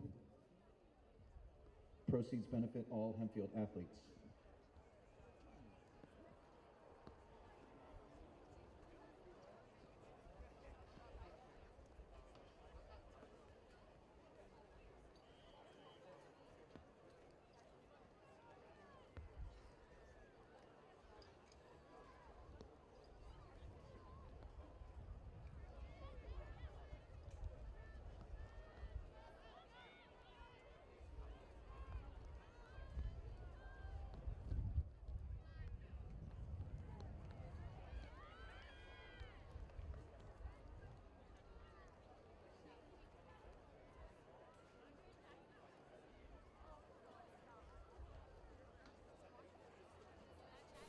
All right, welcome back. We're checking in on the field right now. Pole vault is currently going on the boys' side, even though steady rain has continued to fall again here over Hempfield Black Knight Stadium. Actually, I don't know the name of the stadium, but we'll roll with that. Sure, why not? And it looks like right now it's just about to finish up with Sean Kreider winning it. His best is a 14-foot vault currently. Evan Hartel, Warwick, with a 13, followed by Kenny Box with a 12-6, and Christian Zachary, also from Lancaster Catholic, along with Box, in 34th. So wait for those final results to roll in, but I just wanted to check up on that. And in discus, I'm just looking here to see they're just in the first of 2 flights. So we're not going to have the results for that for a while.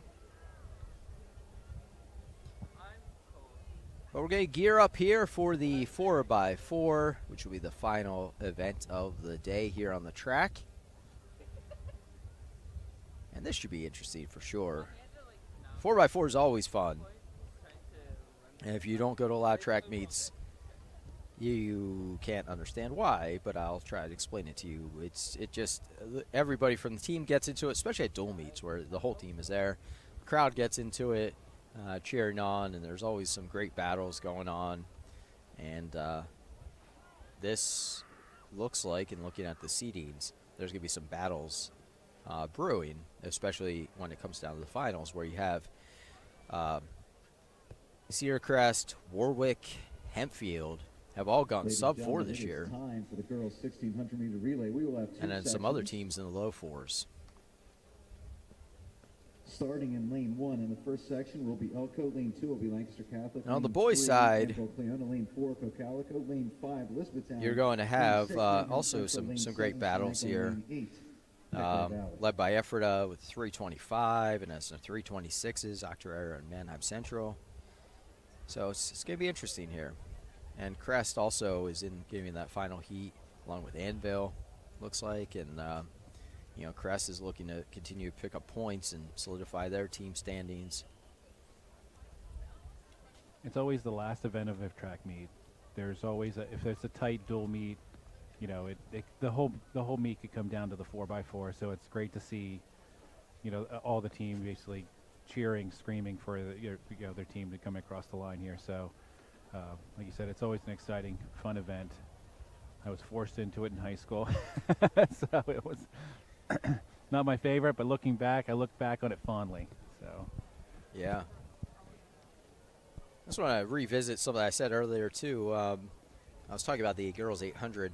Ellie Schneider actually would not have broken the record. Salerno ran a 2:12.76 last year. But, if it weren't for Salerno, Schneider would be, of course, up there. And it does have one of the best times in LL history, with Salerno driving that pace in that girls 800.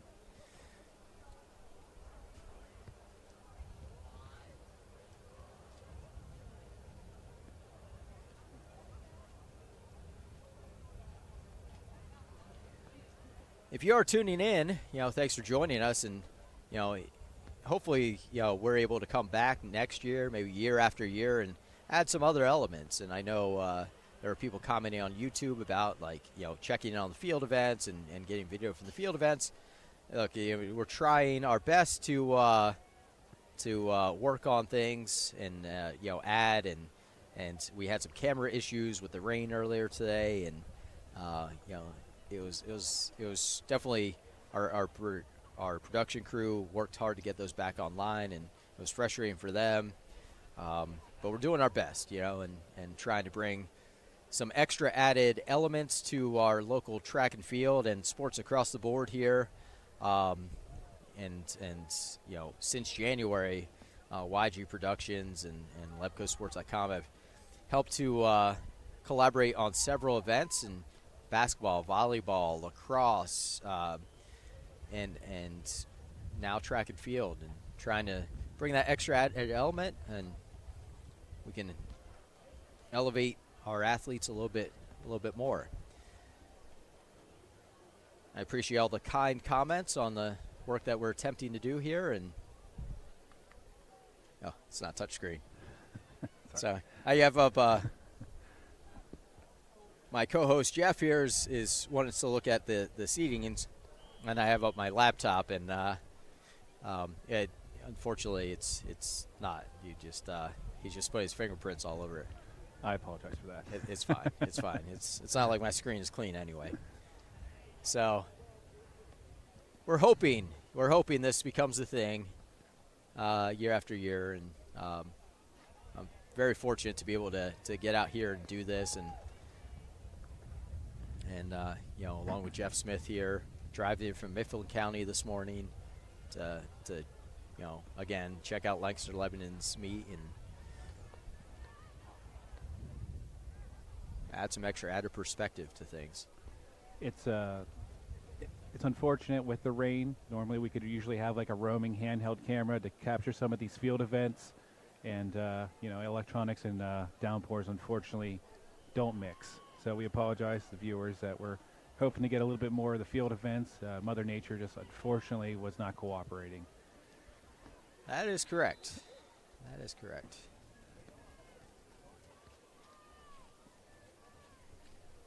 If you like what we're doing, feel free to drop us a line on social media, LebCoSports.com, Instagram.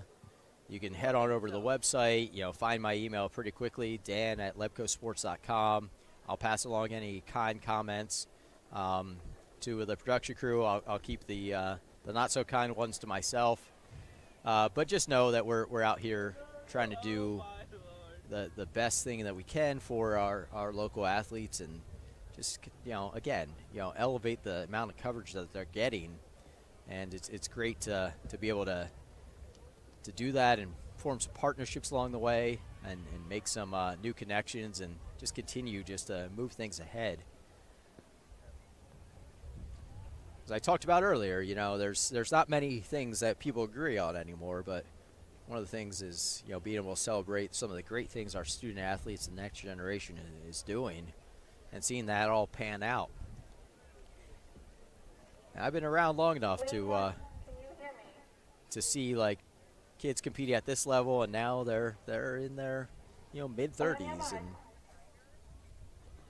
Seeing their kids come through the junior high ranks. Seeing their kids, it's true. All right, so we're about to get started in the 4x4 here. The boys' side, there's going to be 3 sections.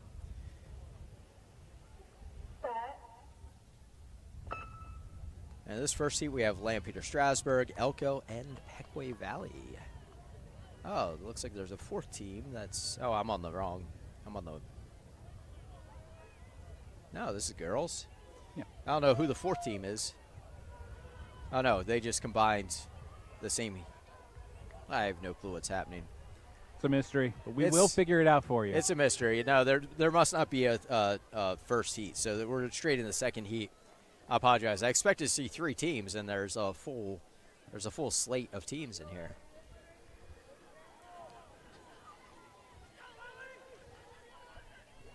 Boys pole vault medalists to the awards area, please. Boys pole vault. Coming around. So they just combined the first 2 heats, it looks like. To the awards area, please.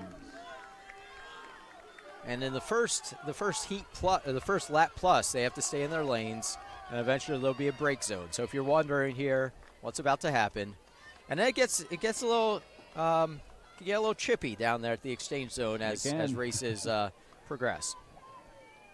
And when I was talking about how close some of those times are of the top teams in those fast heats, look out for that as later as teams jockey for positions. Sometimes there's some unintentional bumping that occurs.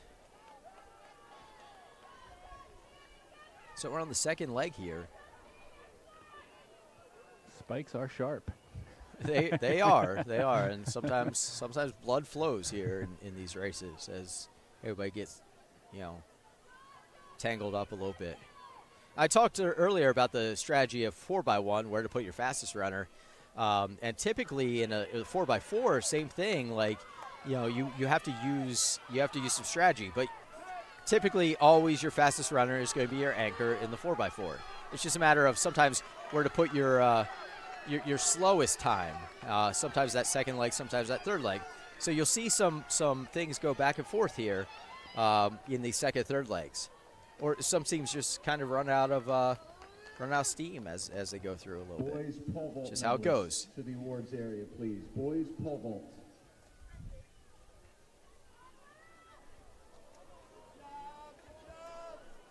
Field is starting to break apart a little bit here. It is, and I can't see that far. I think it might be Manheim Central in the lead right now, because they wear that dark gray. I think it might be them, but I won't know until they come around here, Jeff.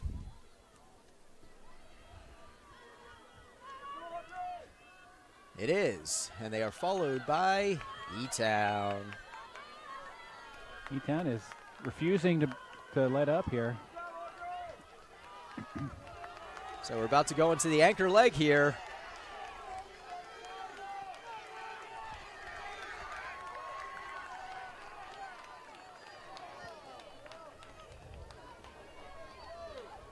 You know, the other thing I often look at, too, is how teams, like, you're in this anchor leg, right? And some of the teams, yeah, they're not going to finish in the top one. They're not going to, finish top two, whatever. But are they continuing just to drive and run for their own pride? And, you know, or were they just forced by their coach to run the event that they really didn't want to run? So it's interesting. But you see some nice battles breaking out on the backstretch here. Manheim Central continues in the lead, E-Town. But these battles for third, fourth, fifth, sixth that are taking place are fun to watch as they enter the final turn here. Second to sixth is anyone's game, really. Yeah, and here's a pass on the turn from Solanco, gained by E-Town. And Cocalico also making the pass. And here's where it gets interesting. We'll look at Cocalico and Solanco down the stretch here. Cocalico taking the lead there, making the pass, making sure. We have Anvil, Pequay Valley, and then Elko coming in. So, but Elko here, you know, is bringing up the rear, and she's continuing just to push. You know, and hats off to her. And it's so much of it. It's not always a matter of who is winning the race. It's a matter of, again, how are you competing, and so much you can take from it. The mental aspect of it, too. There is strategy behind how you're placing these runners. Even in the 4x8, in the 4x4, you know, are you going to break someone mentally if you set your fastest runner as the second leg and you're pulling ahead 50, 75 meters? Yeah, for sure. When I was coaching at Lebanon, I was fortunate to have some good 4x4 teams, and the best 4x4 team we ever had. I knew who my anchor was because I mentioned him earlier in the broadcast. Geronimo Rodriguez finished second in the state, so there's no doubt about it. Like he was fantastic. But then it was a matter of where do I run everybody else. But I had a kid named Omel Francois, and he volunteered to run the leadoff leg. He wanted to get it out of the way. He wanted to set that tone, and he did. And it was great how it all worked out. And so when you have kids volunteering to run certain parts of race, that definitely is helpful as well. So we're about to enter in the final heat here. You talk about heat. This is going to be one race that is going to bring a lot of heat. Girls shot put medalists to the so Cedar Crest, in a lot of cases, like some teams will have 4 names listed on the entries. Some teams will have a 5th runner as an alternate. Cedar Crest has no less than, it looks like, 8 runners listed because they were trying to decide, and they want to kind of keep it open as far as what their alternates are going to be or how the day's developing for them.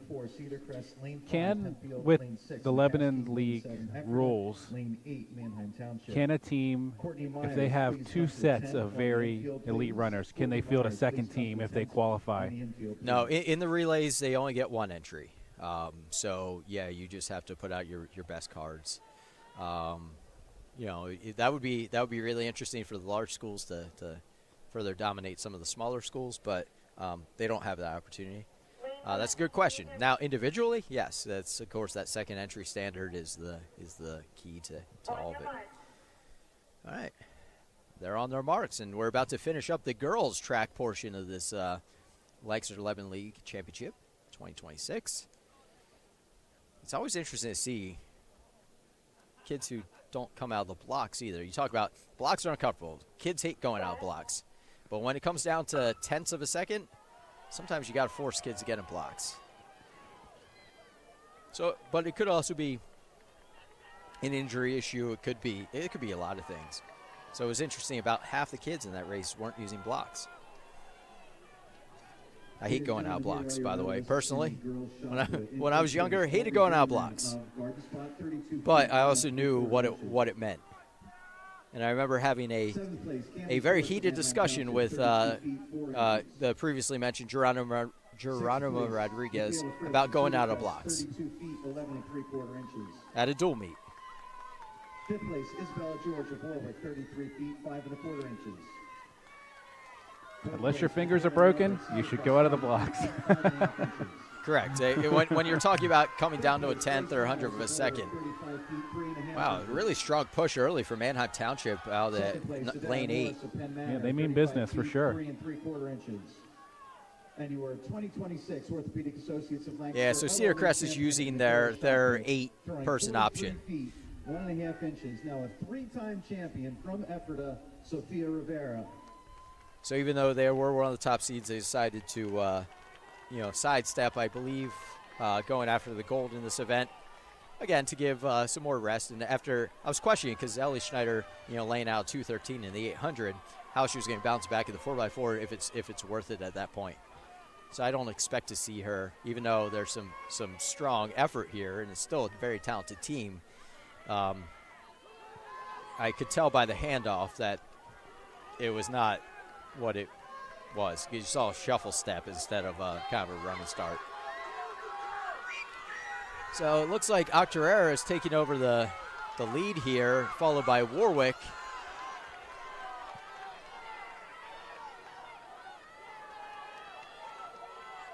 And Conestoga Valley, it looked like. So now they're halfway through. You're going to see this race continue to stay tight, I believe, at least through the first 5 teams or so.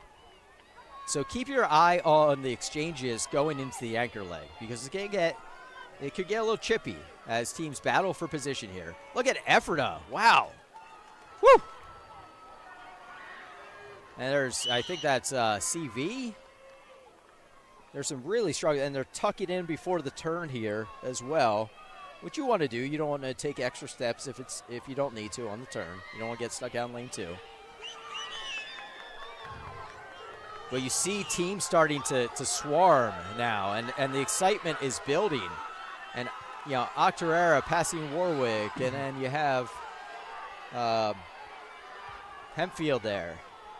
It would be hilarious, though, if they would just hand off to Howard in the last second to see how many people she can chase down. That would be a strategy. That would be entertaining. That would be some great entertainment. Yeah, we'll get the reel of that.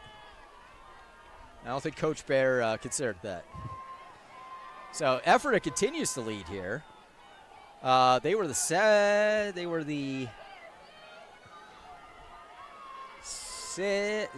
seed coming into the match here today, the final race. But we're seeing a strong challenge here. This should be a fun one. Coming down to the final. So Ephrata continues to hold on to the lead. And this is going to be a close one. There's Hempfield. There's Hempfield. Taking over. Hempfield taking over, yep. CV is making a push as well. Warwick making a push on CV, though, for 3rd. So see how that goes down. And there's Warwick taking over Peckway. Or CV, sorry. Sorry, too many teams are wearing white today, too, and it's throwing me off. So earlier I was saying Octorara when it was actually the Hempfield team. So if you were watching the live stream, you're like, what is this? What is this guy talking about? I'm not even old enough to claim I'm senile yet. So, though the middle schoolers I work with would debate that. Maybe next year we get a sponsor from a local optometrist in Lebanon, Lancaster County. We'll get us both some new specs. I think we were both struggling on that one. Local binocular company. Ladies and gentlemen, here are your medalists in the girls' long jump. All right, so Hempfield wins it with a 4:01.22, followed by Ephrata, and who gave it a really strong try. They went from the 7th seed up to taking silver with a 4:02.36. Warwick taking over CV in the final stretch there with a 4:03.21, 4:03.38, so 0.17, 17 hundredths of a second, I guess I should say.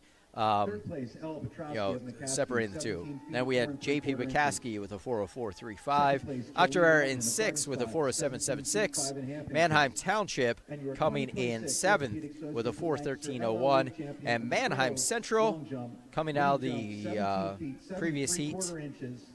Actually, they're coming out of the previous heat there with a 4:16.16. And then Cedar Crest, who chose not to run their top team, coming in 9th place.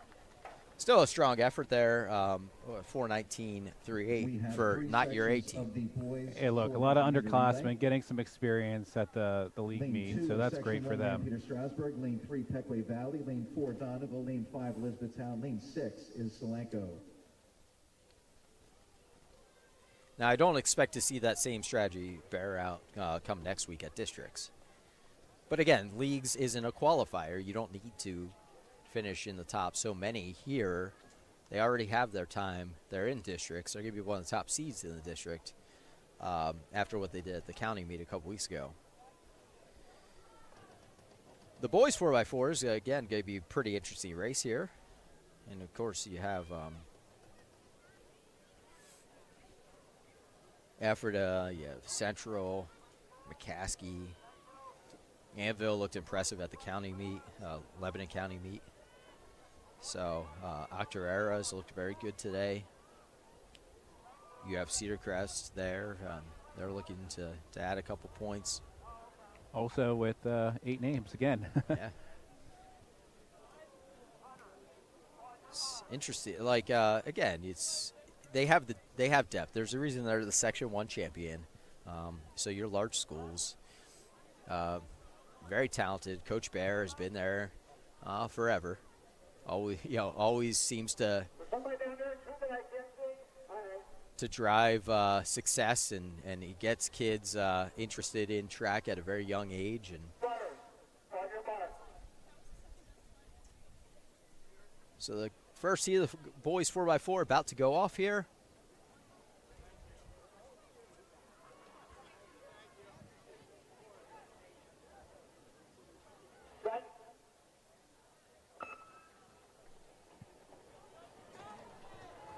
Medalists for the girls 1,600-meter relay to the awards area, please. That was the top 7 in the second section, and the winner of the first section, girls 1,600-meter relay to the awards area.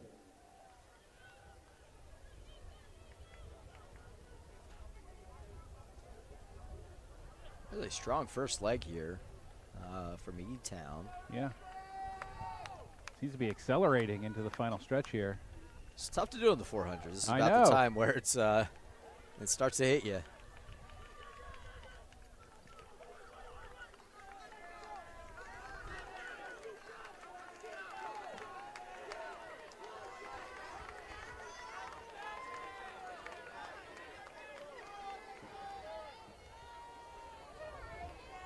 This first seed only has it's a limited involvement. There's 4 teams. There were 5 entered, but I think I only counted 4 there.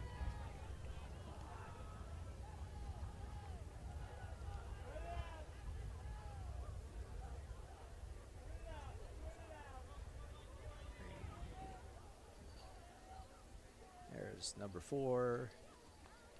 So E-Town continues to hang on to the lead through most of the first 2 legs, first 2 legs of this race. Girls 1,600-meter relay. Girls 1,600-meter relay medalists to the awards area. That's the top 7 in the second section, and the winner of the first section, please.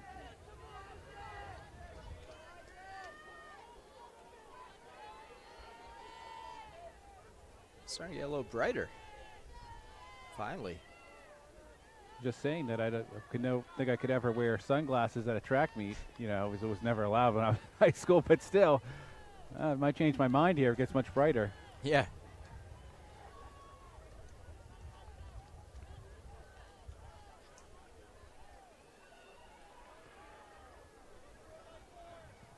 Well, E-Town in solid command here. Way, way ahead. It's about 75 meters.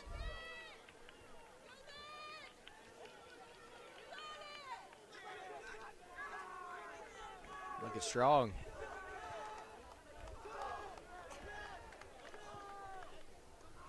Yeah, we'll see the time. I mean, they were seated at a 3:40. I think they should beat that.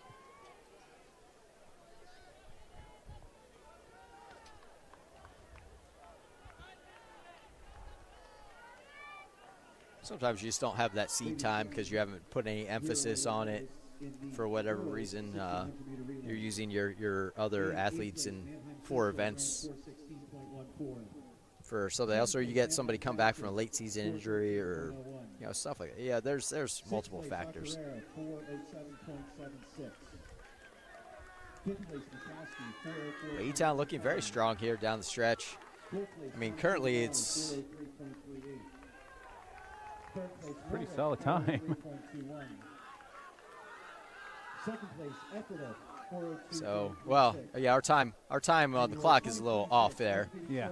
It's they're not setting world records out here, but but still a solid time. It's still a solid time at 3:47. Yeah. Because it's a 3:40 coming in for E-Town. So good job, Bears. You know what? You talk about the sunglasses. I'm gonna go with my sunglasses now.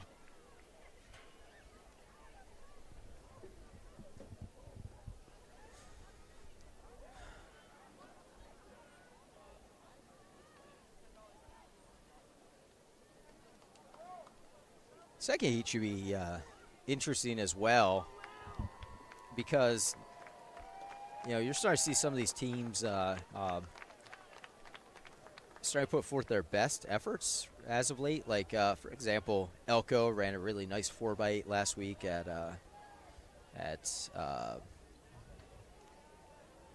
where were they? That they put forth a really great effort. Was it Henderson? Was it? It was anyway. They started to really start to pop on the 4x8. So now you're going to start to see that possibly carry over to the 4x4 as well. Lebanon takes a lot of pride in some of its relay teams as well, and so you're starting to see. So the top seed in this heat is Lancaster Catholic with 330.45. So now you're starting to see that stratification between your like slower heat, now your middle heat. And then it's going to play out into the fast heat as well. But don't be surprised if some of these teams pop off and pick up podium spots.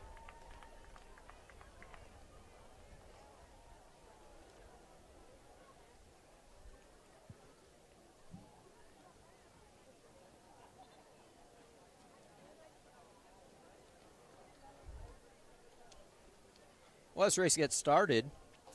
Just pop over to the pole vault results here. We have Colby Haynes from Donegal in 8th place with 11.6. Janenik Cepeda from Cedar Crest with 11.6 in 6th place, tied with Christopher Kohler from Ephrata with 11.6. In 5th place, we have Wright Young with a 12. Clearing 12.6 in 4th place, Christian Zachary from Lancaster Catholic. Kenny Box, also from Lancaster Catholic, clearing 12.6 in 3rd place. Evan Hartle clearing 13, takes silver. And Sean Kreider from Manheim Central, only a sophomore, clearing 14. So the boys are about to go for the 4x4, second of 3 heats.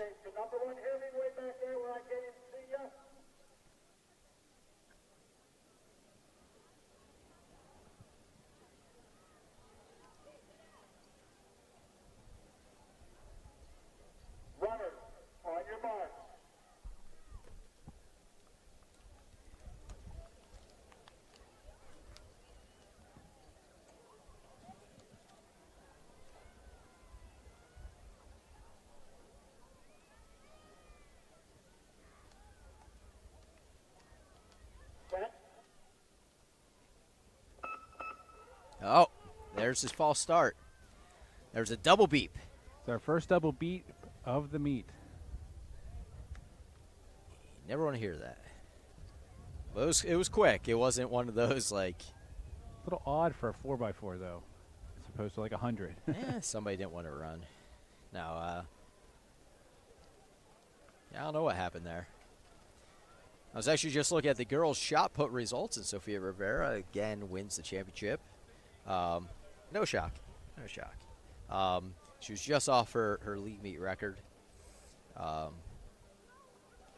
She's one of the best throwers in Lancaster Lebanon League history in the shot put and discus.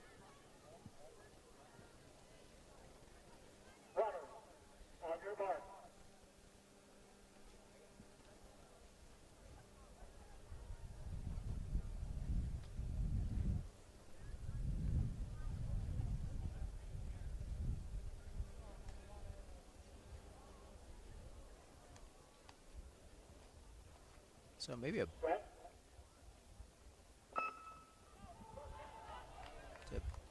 See one somebody missing, or did a block just slip? Because that's possible too, and it was. I wasn't sure what was exactly too far away.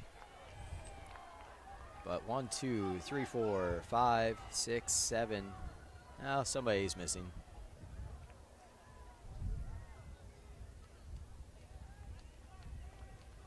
Donegal. Is that who it is? No, they weren't slated to be in it. So Jaquan Johnson for Lebanon battling for the lead right now.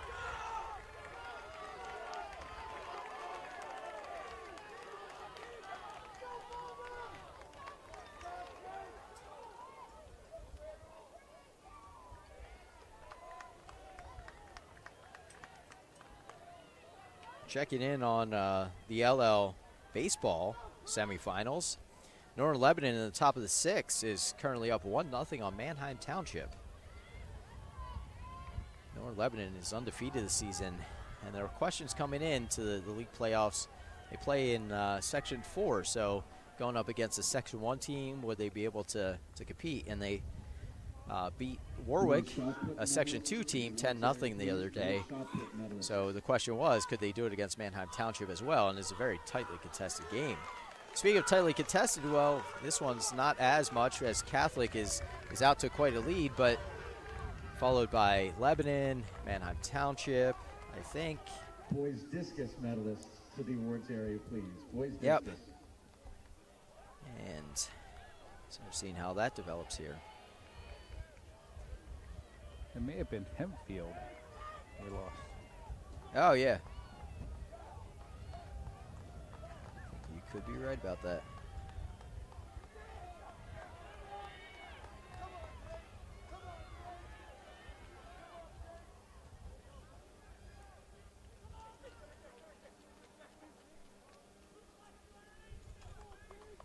So we're in the third leg here, and this is when the race really starts to break apart. Catholic continues to stay in the lead here. Your depth starts to show right about here. that is correct. Cocalico Township, Lebanon, North Lebanon, Penn Manor, and then Elko.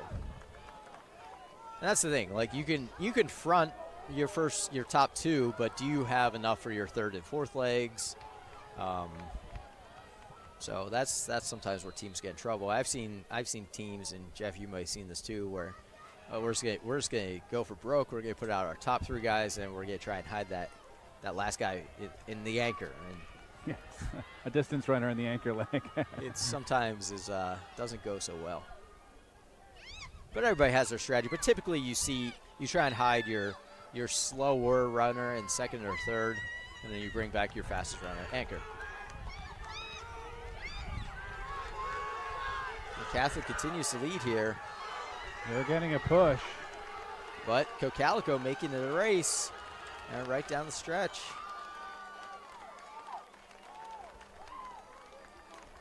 There we go. There's the finish line.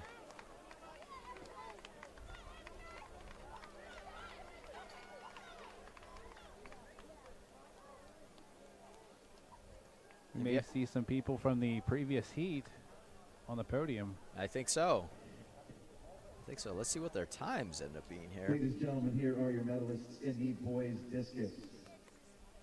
In 8th place, Sawyer Martin of Cocalico, 132 feet 9 inches. 7th place, Dominic Santamaria, Conestoga Valley. Lancaster Catholic with a 330.85, Cook Catholic with 331. 6th place, Luke Popdown, Elizabethtown, 136 feet, 0 inches. 5th place, Hollis, King of Lancaster. Yeah, it was Hempfield that got DQ'd early. inches.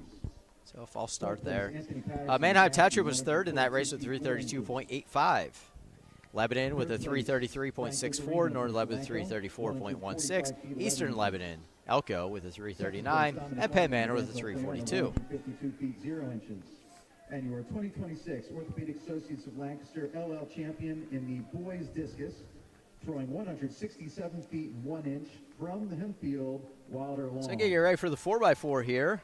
The final race of the track. In our final race on the track today, lane 1 is Conestoga Valley. Girls shot put results. Aubrey Zimmerman from Garden Spot, only a freshman, comes in 8th place. Cami Schwartz from Manheim Township, a senior, through 32.4. Michaela Fripps, sophomore from Cedar Crest, 32.11 and 3/4 inches. Isabella George, sophomore from Warwick, came in 5th with a 33.5 and 1/4 inches. Michaela Weber, who's Landon Weber's cousin, she came in 4th from Cedar Crest. She's a junior, 33.5 and 1/2 inches. Grace Myers came in 3rd. She's from Warwick. She's a junior, and she threw 35.3 and 1/2 inches. Adara Morris from Penn Manor, a sophomore, 35.3 and 3/4 inches. And Sophia Rivera repeats as the league champion. She's a senior from Ephrata, 43.1 and 1/2 inches. So she doubles up on her wins for the day. Or she won last night, the discus, but I read about it earlier today. So, One thing outstanding, I think it's the boys' triple jump. yep. All right, we'll focus on 4x4, then we'll come back to the field again here. So they're about to get going. Look for some fireworks here. This should be a fun one.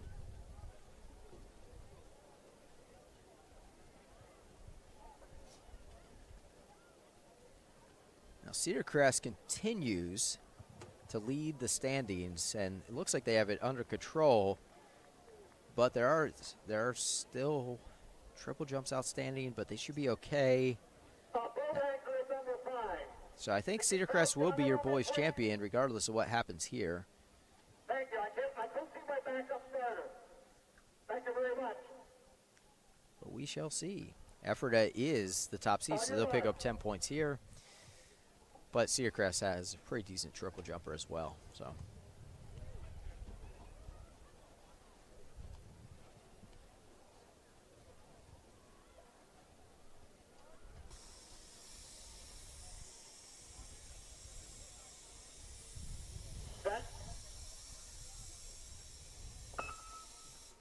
No double beep this time, and they're off.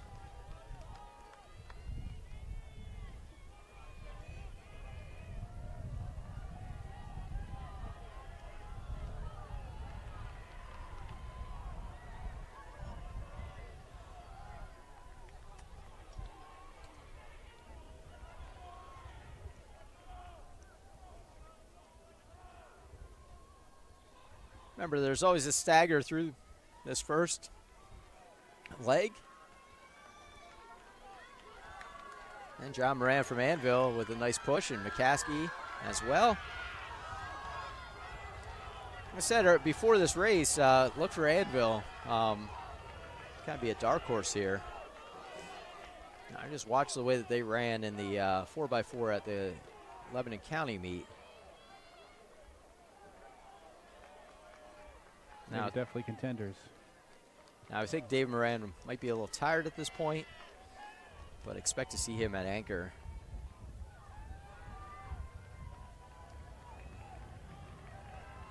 The sun is finally out.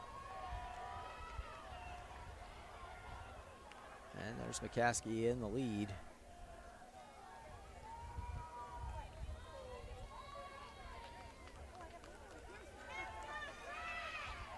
But they're being challenged here. There's CV, there's Ephrata. Ephrata being the top seed coming in. Then we have Warwick. We have Octorara.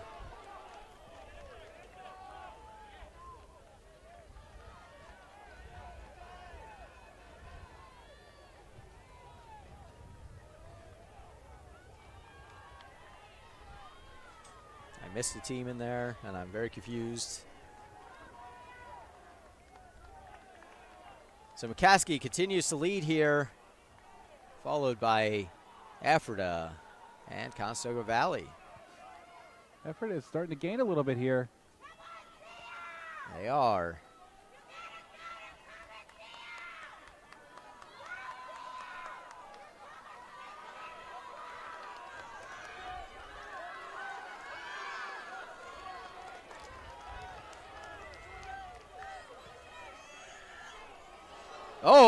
Oh, that was not fun. Ideal.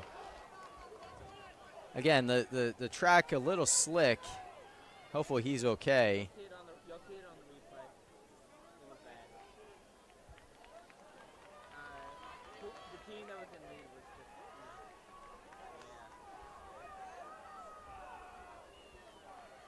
You don't want to see that. Absolutely not. Ephrata, Conestoga Valley are going to be battling it out here for the win.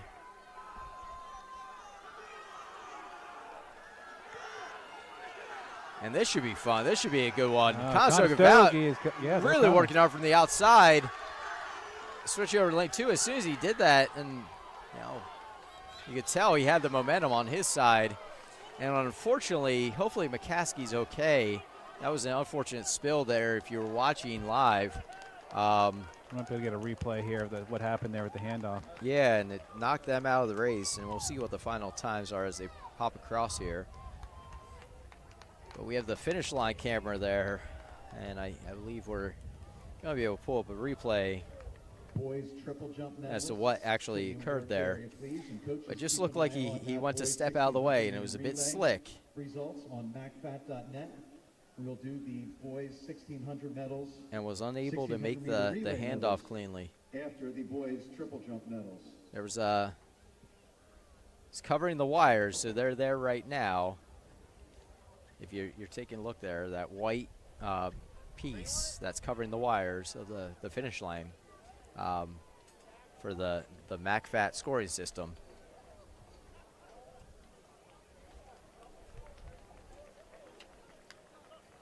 So wait for the there's Conestoga Valley with the 3:23.58, edging out Ephrata with the 3:23.93. We're gonna go to the replay here. Triple jump, please. Now that was the finish. So we saw the replay of the finish. It was onto the. There we go. Just misses. Just misses the handoff, yeah. And So flipped. So our replay presented by Funk's Restaurant Group. So you might question there, like, why not play more safe? You saw there's a miscommunication. They're trying to get out a little too fast. So when I referenced the Cedar Crest handoff in the girls' race, and the moment I knew that they weren't going after the race, was I saw a shuffle step, and you're not doing that if you're going after a championship. What McCaskey just did is what you're doing if you're going after a championship, and you saw how hard they were getting out. Yeah. But unfortunately, they just missed it, and there was no time to stop. And in the 4x4, typically you would stop, but unfortunately, he fell off the track. And once he left the bounds of the exchange zone, well, their day then was over. So a strange series of events, but you saw McCaskey was being aggressive. And unfortunately, the wet conditions and that piece of rubber that was covering the wires didn't really work out very well for him. So, hate to see it end like that for McCaskey, but, I expect to see them with several more really strong appearances the rest of the postseason. So, hopefully they're okay. Hopefully everybody's healthy. And we can, they can laugh about it later. So, let's talk about the girls' long jump. That finished up not too long ago. In 8th place, we had Maya Brenneman from Lampeter Strasburg, 16.7.5 inches. We had Corinne Miller from McCaskey, 7th place, with a 16.8 3/4. Sixth place, we had Kaylee Brubaker from Manheim Central, 16.9 3/4 of an inch. Fifth place, Kaylee Schock, a sophomore from Lebanon, Pennsylvania, 16.10 1/4 inches. Fourth place, Reagan Bregelman, 11th grade, a Penn Manor, 17.2.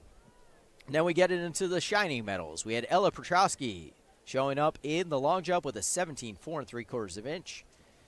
And Jolie Waltman, garden spot sophomore, 17.5 1/2.